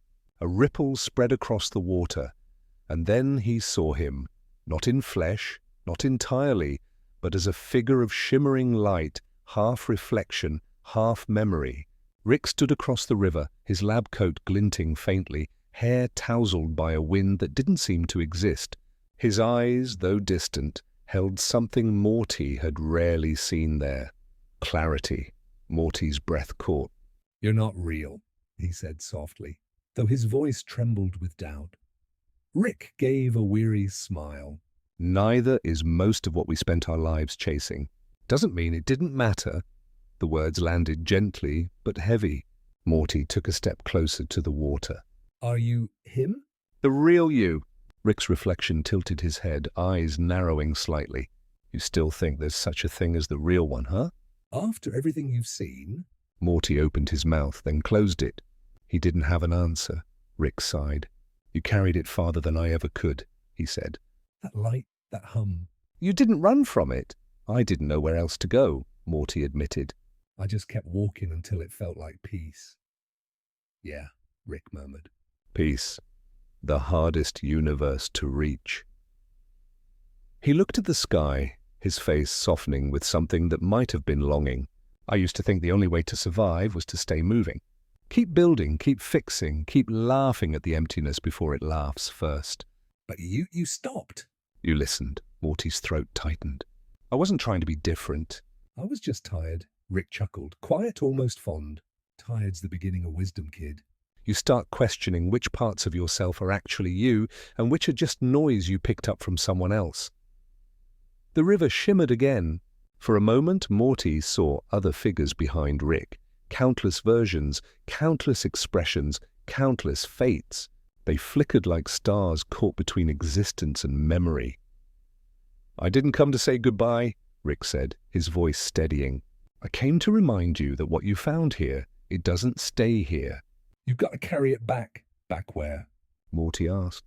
"There's nothing left to go back to." Rick shook his head slowly. There's always something left. Maybe not the Citadel, maybe not our mess of timelines, but somewhere, someone you'll meet who still believes the world has to be loud to be alive. "That's where you'll hum the quiet back into them." Morty's chest ached. "I'm not you. I can't fix people." "Neither could I," Rick said softly. But you can remind them they were never broken. The reflection began to fade, the light around it dimming like the final glow of a dying star. Morty stepped forward instinctively. Wait, don't go yet, Rick's gaze softened. You'll see me again. Every time you stop running. The water rippled once more, then stilled. The image was gone. Morty stood there, the silence stretching wide. The hum within him deepened. Not sorrow, not joy, but something that held both. It was acceptance.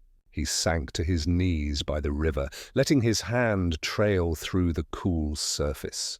The reflection that looked back wasn't his alone anymore. It was layered with faint flickers of all the selves he'd been, and all the ones he'd loved. Evening crept quietly, shadows stretching across the grass. The air smelled faintly of pine and rain.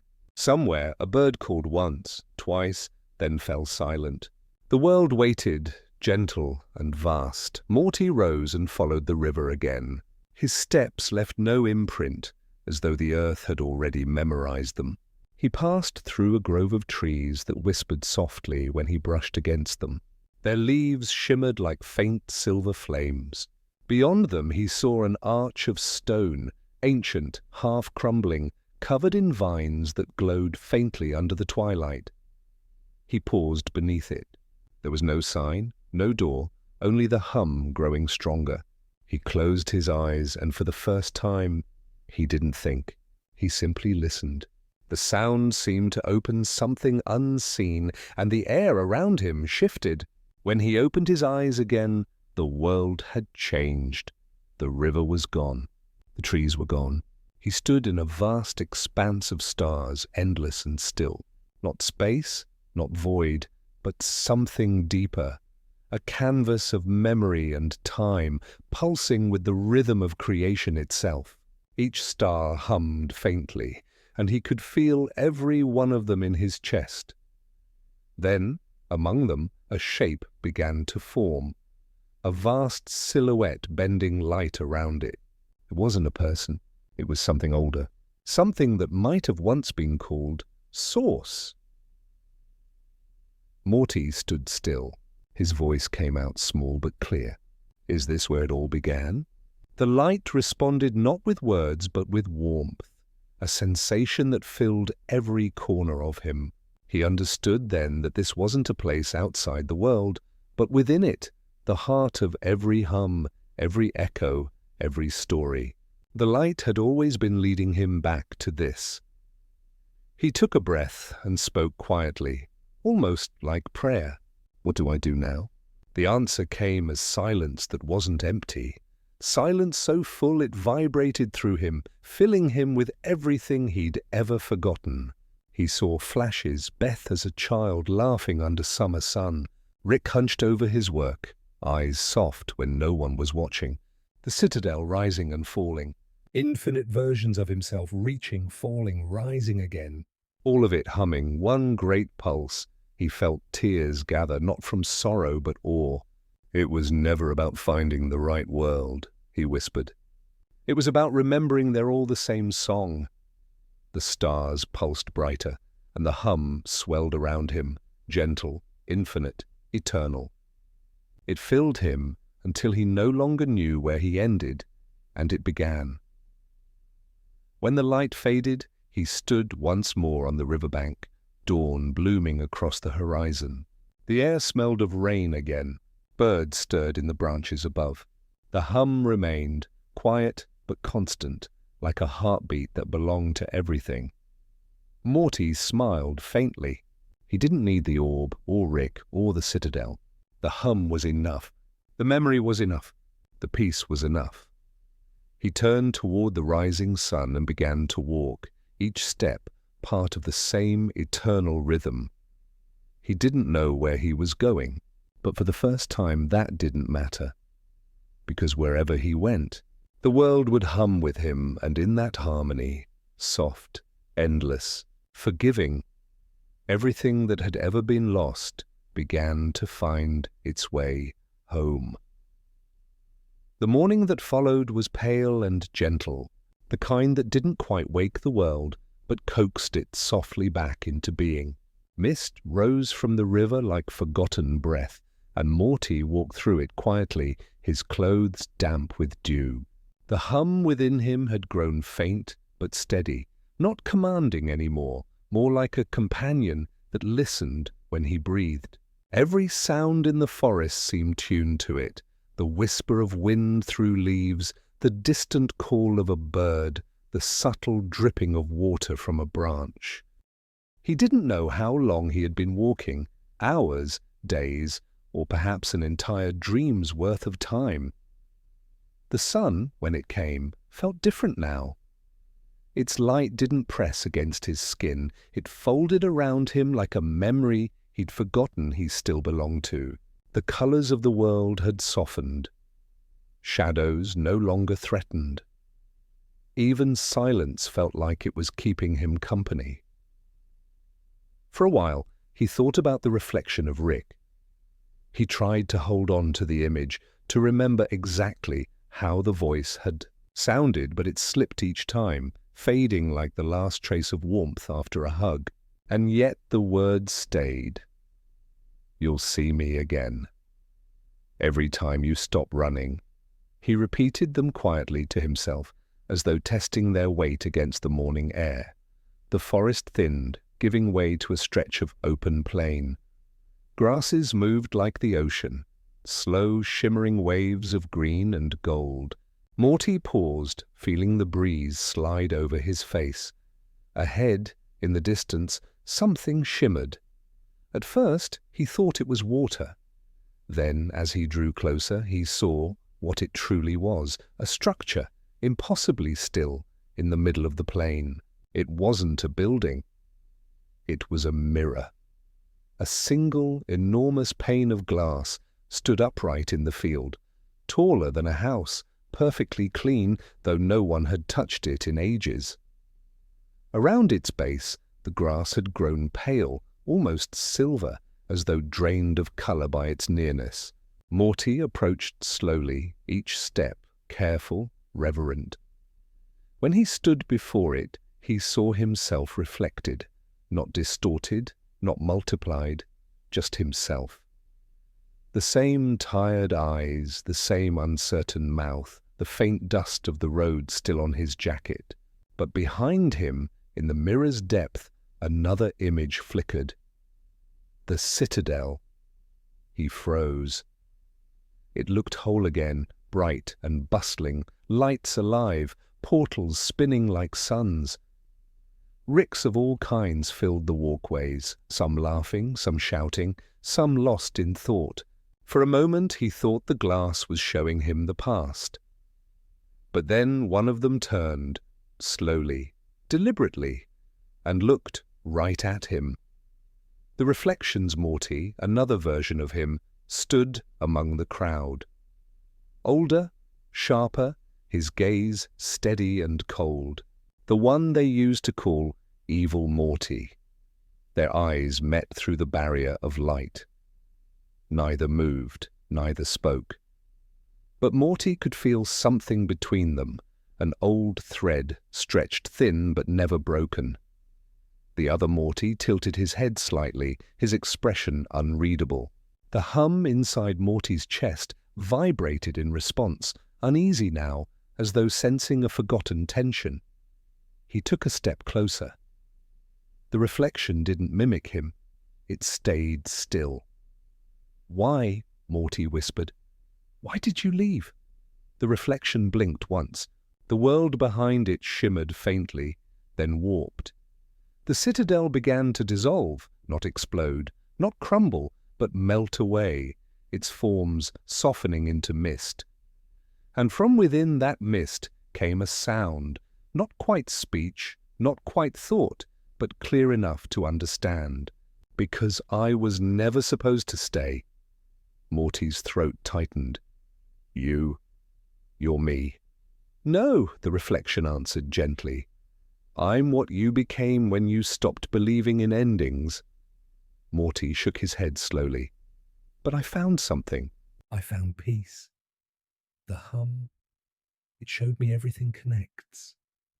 Why can't that be enough? The reflection's expression softened. Because peace isn't where it ends. It's where it begins again. The glass rippled. Images flickered across its surface. Worlds Morty didn't recognize. Endless deserts, glass cities, oceans that floated upside down. In each, a figure walked alone, always with the same quiet hum following him. Always looking, always listening. Morty reached out. His fingers brushed the glass. It was warm. The reflection mirrored the gesture, their fingertips nearly touching. The hum swelled in Morty's chest, so loud it almost hurt. He whispered, "If you're me, then what are you still looking for?" The reflection smiled faintly. "The part of us that still believes we can change the song." The glass began to tremble. Cracks formed, fine and luminous like veins of lightning. The air around it shimmered with energy. Morty stepped back as the mirror fractured, not breaking apart, but splitting open, unfolding like a page, turning itself. Through it, he saw light, not blinding, but alive, flowing and gentle. The hum deepened until it matched his heartbeat perfectly. Then for the briefest moment he saw every version of himself stretching across time, each walking, searching, remembering, each humming softly, adding a note to the same melody. When the light faded, the mirror was gone. The plain was still again. Only the silver grass remained, swaying in the breeze. Morty sank to the ground, breathing hard. He didn't feel fear, only wonder. The hum had quieted into something new now, something smaller, more human. It no longer needed to guide him. It simply was. He lay back in the grass, watching clouds drift across the sky. Shapes moved within them, faces maybe, or just light pretending to be memory. He closed his eyes and listened. For a while, he thought he heard footsteps beside him. When he opened his eyes, no one was there. But there was a shadow on the grass, his and another, faint and wavering, leaning just slightly closer. He smiled. Guess I'm still not walking alone. The day grew long. The wind cooled. He didn't move. Somewhere far off, a sound echoed, a low hum, rolling across the horizon like thunder, though it carried no threat. It was the sound of universes breathing, of countless lives unfolding, and he felt it resonate through him like the softest chord at the end of a song that never truly ends. He thought of Rick again, not as the broken man or the genius, but as the one who once taught him to question everything, even the meaning of himself. He thought of the boy with the glowing eyes, of the orb, of the reflection that had smiled with quiet knowing. They weren't separate moments. They were the same lesson whispered 1,000 ways. Morty sat up slowly. The sun was setting, the sky bleeding into shades of violet and rose. The air shimmered faintly, carrying the scent of rain that hadn't yet fallen. He looked at the horizon and felt an ache that wasn't sadness. It was gratitude, heavy and warm. He spoke softly, not to anyone, but to everything.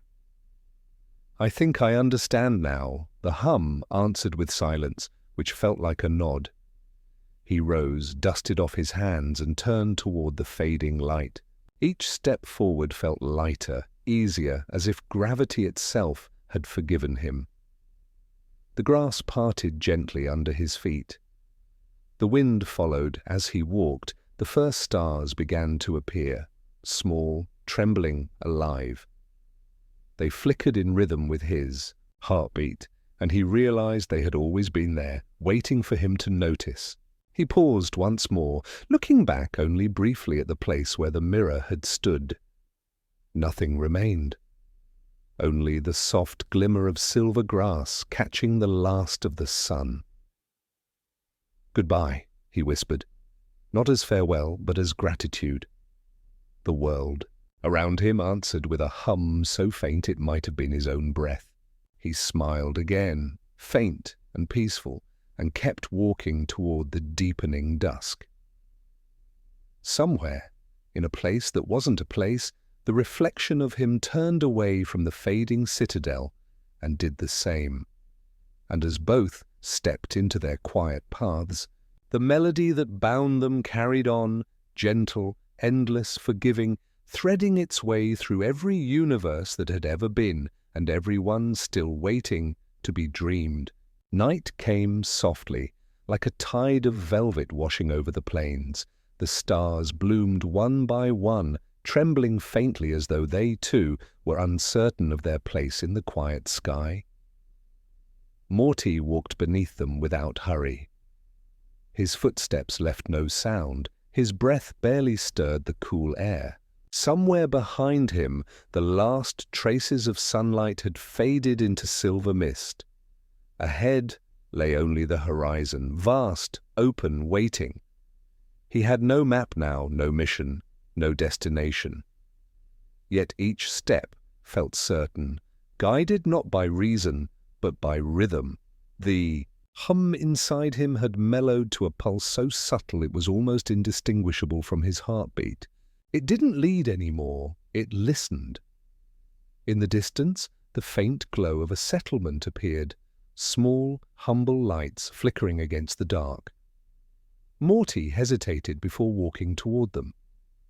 He hadn't seen anyone in what felt like lifetimes. The thought of company felt almost strange, like remembering a language he'd once spoken fluently, but forgotten over time. As he neared, he saw what it was. A cluster of houses built from stone and wood, surrounded by meadows whispering in the wind. Smoke rose lazily from chimneys, carrying the smell of earth and warmth. A river ran nearby, silver and slow. Everything seemed impossibly ordinary, and that was what made it extraordinary. He crossed a small wooden bridge and entered the village. The people moved quietly, tending fires, closing windows, speaking in low tones that blended into the rhythm of night. None seemed to notice him at first. Then an old woman, sitting by a well, lifted her gaze.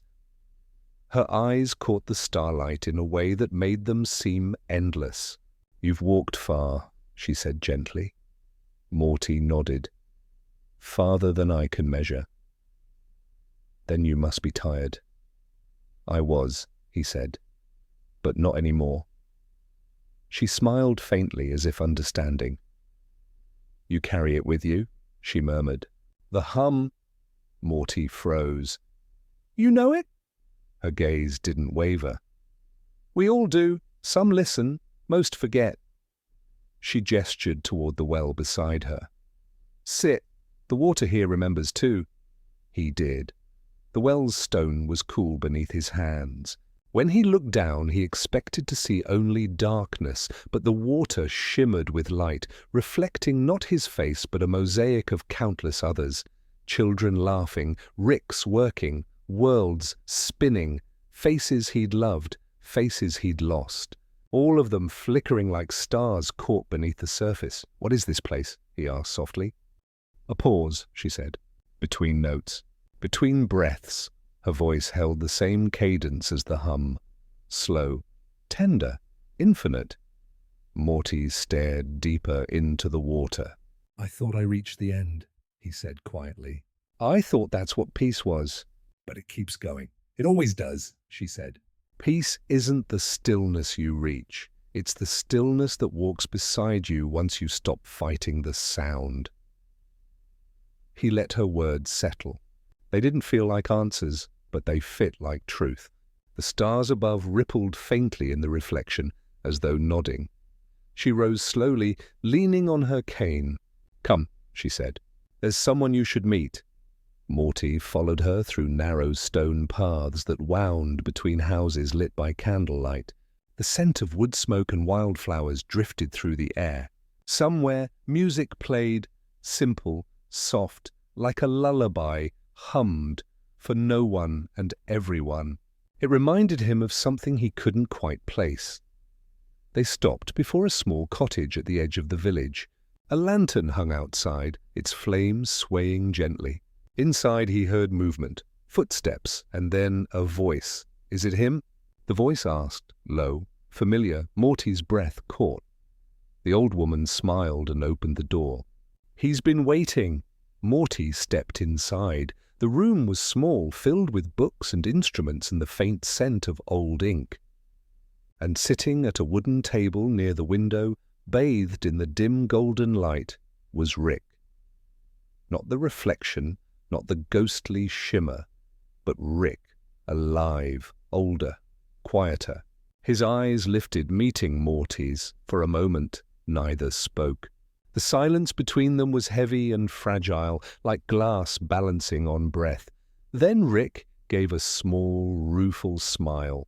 "Took you long enough, kid," Morty exhaled shakily, half a laugh, half a sob. "I didn't think I'd see you again." Rick leaned back in his chair, his voice gentler than Morty had ever heard it. "You always do. One way or another." The old woman closed the door softly behind them and left without a word. Morty stepped closer. "You're real?" Rick nodded faintly. "As real as anything here ever is." He gestured toward the chair across from him. "Sit, you look like you've been walking through centuries." Morty sat. His hands trembled slightly, though he didn't feel afraid. Rick poured something from a clay jug into 2 cups. Water, clear and shining. "Drink," he said. "You'll need it. This place has a way of emptying you and filling you all at once." Morty took a sip. The water was cool and strangely alive, carrying the faint hum he'd known for so long. Rick watched him quietly. "You found it, didn't you?" "The hum," Morty nodded. "I thought it was leading me somewhere, but it was never about that. It was—" "Me all along," Rick smiled faintly. "Now you sound like someone who finally stopped trying to solve himself." Morty chuckled softly. "I learned from the best." Rick's gaze flickered toward the window. Outside, the stars moved slowly, pulsing like heartbeats. "You know," he said after a pause, "for a long time I thought the multiverse was a joke. Infinite versions of the same mistakes, looping forever. But then I realized maybe it wasn't about escaping the loop. Maybe it was about learning to hum with it." Morty nodded. I think I get that now. Do you? "Yeah," Morty said. "It's not about changing the melody. It's about hearing the beauty in what's already there." Rick's eyes softened. You grew up, Morty? I had to. Guess I did too, Rick said quietly. They sat in silence for a while, Listening to the night outside, the wind through grass, the crackle of the small fire, the rhythm of two breaths sinking unconsciously.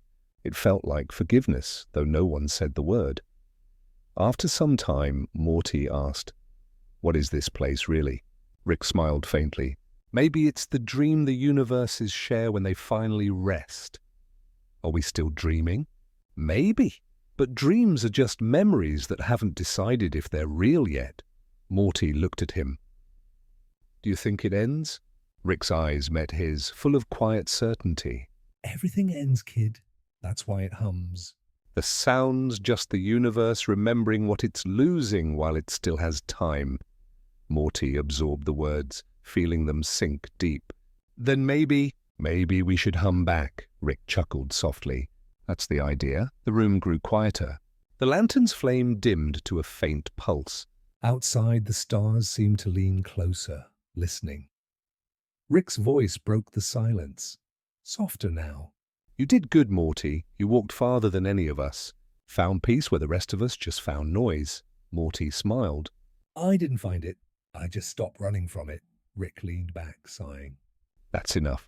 They stayed there for what might have been minutes or lifetimes. The hum rose and fell around them, merging with the soft breath of the world. When Morty finally looked up, Rick was watching him with an expression he'd never seen before. Tender. Almost proud. Time to rest, kid, Rick said. "You've earned it," Morty nodded. He felt the weight in his chest ease, like an old ache dissolving. He leaned back in his chair, eyes growing heavy. As sleep pulled at him, he heard Rick's voice one last time, distant and kind. "Don't worry about finding me again." I'm everywhere you listen, Morty smiled faintly, eyes closing. The hum filled the room, deep and low, carrying them both into stillness. Outside, the stars pulsed once more, and then all at once, the night exhaled, soft, eternal, forgiving, and somewhere in every universe, the song continued. The dream did not end with silence. It drifted, slowly, almost imperceptibly, into another beginning.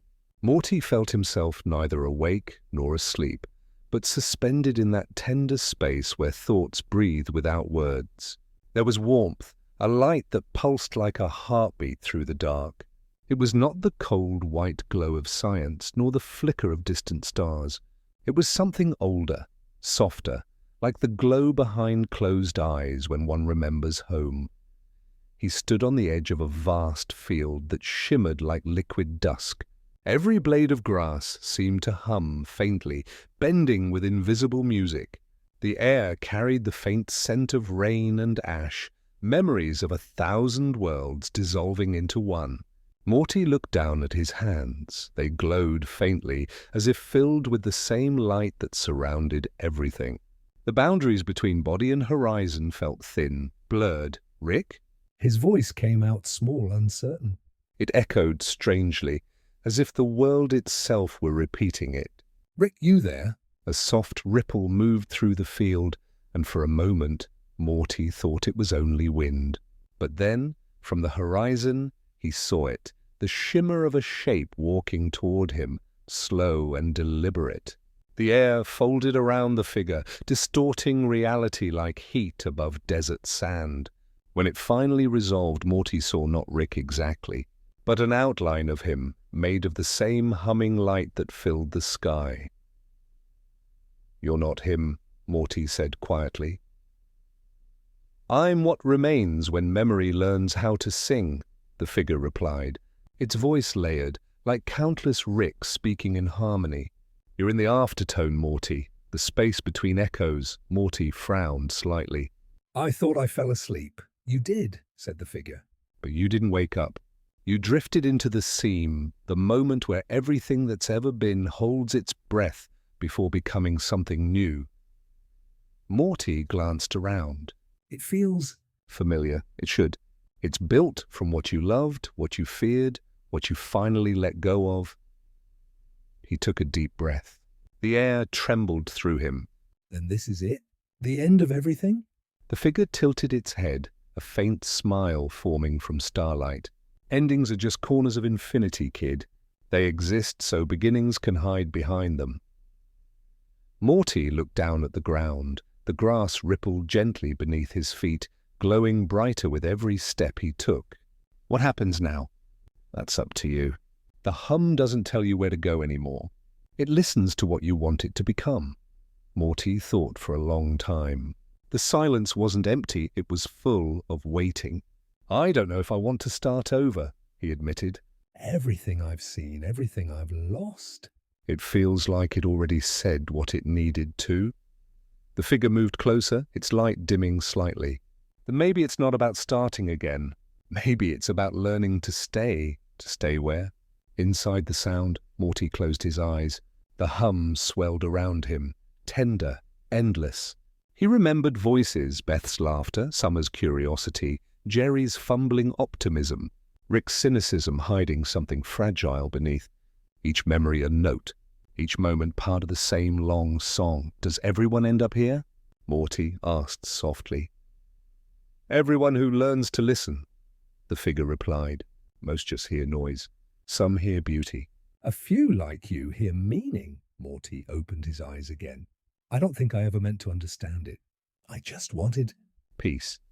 And you found it. He looked at the horizon. The colors were changing now, deepening into hues he had no names for. The sky shimmered like molten glass, and far in the distance, faint shapes moved, silhouettes of worlds being born. Ideas taking form. Rick used to say that peace was just boredom wearing a mask, Morty murmured.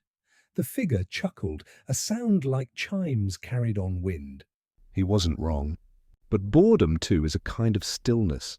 And stillness is where creation starts. Morty turned to face the light shape of Rick fully. Do you miss it? The old worlds? The chaos?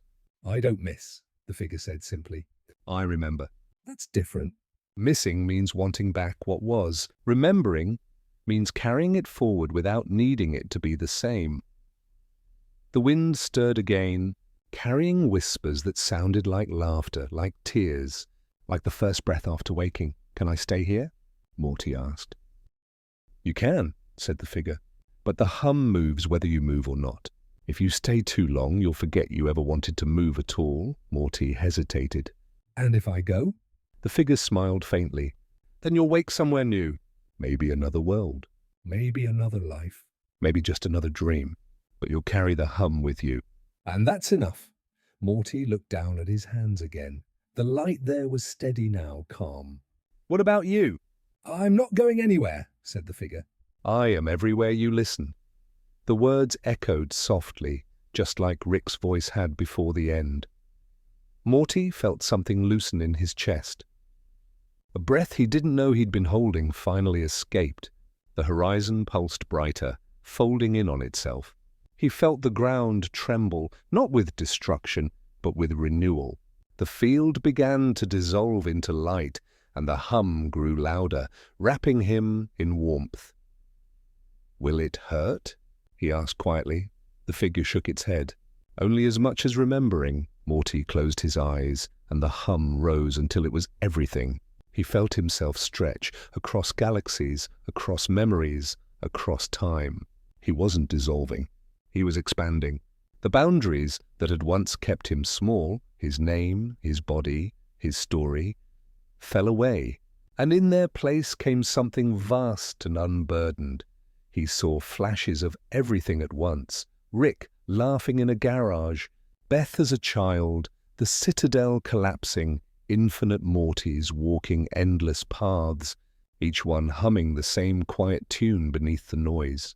It all shimmered, then merged into one continuous sound, a heartbeat as wide as creation, and then, from within that heartbeat, something new stirred. It was faint at first, a flicker of color, a whisper of breath. But then it grew, forming images, sensations. Wind against skin, a low sun through clouds, the scent of damp soil. Morty opened his eyes again and found himself standing in a meadow, not the one of dusk, but one of morning. The light was gentle, golden, new. Birds moved like thoughts through the air. In the distance, a single house stood on a hill, smoke rising lazily from its chimney. He felt alive, not as a memory, not as a ghost. Just alive. The hum was still there, faint but constant, woven through every rustle of grass and whisper of breeze. For a moment, he wondered if Rick would be there too. Maybe inside the house, maybe not. But for the first time, he didn't need the answer. He took a deep breath. The air tasted like rain and beginning. Somewhere far off, a voice, soft, almost playful, echoed through the sky. "You're late for breakfast, Morty." He smiled, a real, quiet smile, and started walking toward the hill. Each step hummed with light. Each breath carried memory and possibility in equal measure. As he walked, the hum inside him aligned with the rhythm of the world, heartbeat and horizon moving together, no longer leading or following, but existing as one. The morning spread wider. The wind sang through the grass, and as Morty reached the crest of the hill, he looked up at the vast, bright sky and whispered something small and eternal. "Thank you," the hum answered. Gentle and endless, and then the world exhaled softly. Completely into silence that was not silence at all. It was peace, returning home through the sound of itself. The light over the hill lingered longer than dawn should allow. It was as if the world itself hadn't yet decided whether to wake or keep dreaming. Morty stood in that in-between glow, the soft hum still woven through his veins. The house below the hill waited quietly, its chimney smoke curling into spirals that vanished before reaching the clouds. Each step he took toward it felt both familiar and new, as though he was walking into a memory he hadn't yet lived. The grass brushed his fingertips when he reached down, feeling its pulse. Everything was alive, but not in the way life once was. It was gentler here, aware. Even the wind carried whispers that felt personal, like old friends speaking in code. When he reached the porch, the wood beneath his shoes creaked, low, deep, like an old sigh. The door stood ajar, letting out a faint warmth that smelled of bread and time. He hesitated, his hand hovering near the frame, and for the briefest instant he saw his reflection in the glass. Except it wasn't quite him. The face looking back was older, wiser perhaps, with a peace Morty had never worn before. He opened the door. Inside, sunlight spilled across the floor in ripples, as if even light had learned to move slowly here. Dust motes drifted lazily in the air, catching the glow. There were books scattered on a table, sketches pinned to the walls, galaxies, equations, doodles of strange machines that would never be built. And at the center of it all, sitting with his back to the window, was Rick. Not the spectral echo, not the luminous figure from the field. Rick. Wrinkled, disheveled, very much alive. His hair was whiter, his eyes dimmer, but his presence filled the room the way gravity fills a planet. He didn't look up at first, just stirred his tea with a small metal spoon, the clink of it oddly grounding. "Took you long enough, Morty," he said, his voice roughened by what could have been years or eternity. Morty blinked, unable to speak for a moment. "Rick, is it really you?" Rick finally looked up. His gaze was soft in a way Morty had never seen before, stripped of the sharpness that once cut through everything. Depends what you mean by really, but yeah. Close enough for a reunion, I'd say. Morty stepped closer, his throat tight. I thought you... Yeah, Rick interrupted gently. So did I. He gestured to the chair across from him. Sit down before the tea goes cold. I didn't go through all the trouble of making peace with existence just to drink alone. Morty sat, the wood cool beneath his hands. Where are we? Rick leaned back, exhaling a long, tired sigh. Somewhere between the end and the beginning. The universe's waiting room. It's been... Quiet. He looked out the window where the meadow shimmered with a soft, breathing light. You made it farther than I ever did. I don't understand, Morty said. I thought everything ended. The hum, the collapse, all of it. It did, Rick said, nodding slowly. And then it didn't. The thing about endings is they're just story beats. You think you hit the last page, but the ink keeps spreading underneath. Morty studied him. You look different, softer, Rick chuckled, low and raspy. That's what happens when you stop running from yourself. The ego burns off like fog in sunlight. What's left is just awareness, tired, stubborn awareness. They sat in silence for a while, the quiet stretching comfortably between them. The tea smelled faintly of something like lavender and metal. Did you build this place? Morty asked at last. Rick shrugged. Maybe, or maybe it built itself out of what I still remember. Doesn't matter. It's real enough. Morty looked around. It feels like home. Rick's eyes softened. Yeah, guess it does. Outside, the hum deepened, resonating through the floorboards. Morty felt it vibrate through his chest, aligning with his pulse. It's still here, he whispered. Rick nodded. It's everywhere now. You finally heard it, didn't you? The song beneath all the noise, Morty smiled faintly. You were part of it too, Rick smirked. Kid, I spent my whole life pretending I wasn't. That's what being clever gets you, a front row seat to your own loneliness. He paused, his tone gentling. But you listened. You found the harmony I kept ignoring. Morty looked down at his cup. I didn't want to. I just wanted to understand why it hurt so much. That's the doorway, Rick said quietly. Pain's just the echo of separation. Once you stop fighting it, it starts showing you where you belong. The light shifted through the window, brushing their faces with warmth. Rick's eyes glimmered faintly, something between pride and grief. So what now? Morty asked. Do we just stay here? Rick leaned forward, elbows on his knees. You could, or you could move on. There's always another fold in the fabric. Another dawn waiting to be born. Morty hesitated. Are you coming with me? Rick's smile was wistful, the kind that carried too many lifetimes. I think my road ends here, Morty. Someone's got to tend the silence. Make sure it stays kind. Morty's chest tightened. After everything. You're just going to stay? I'm not staying, Rick said softly. I'm arriving. Big difference. The room grew brighter. The hum outside swelled until it felt like the universe breathing around them. Morty stood, not because he wanted to leave, but because something inside him knew it was time. Will I remember you? He asked. Rick's gaze lingered on him like a father memorizing his child's face. You'll remember the sound. Every time you laugh, every time you forgive, every time you look at the stars, you'll hear it. And that's me, Morty nodded slowly. Then I guess this isn't goodbye? Rick's grin returned, faint and crooked. It never is, Morty. Not in this story. The walls around them began to fade, not collapsing, but blending into light. The table, the tea, even the dust in the air turned to soft gold, dissolving into the hum. Rick's outline shimmered, like smoke caught in a sunrise. Go on, he said. The universe is humming your name now. Morty stepped back toward the door, feeling the ground beneath him shift into something endless. The meadow outside was brighter than before, no shadows, no boundaries. He turned once more, wanting to say something, anything, but Rick only nodded, as if to say he already knew. Morty took a breath and stepped forward. The world unfolded beneath his feet like pages turning themselves.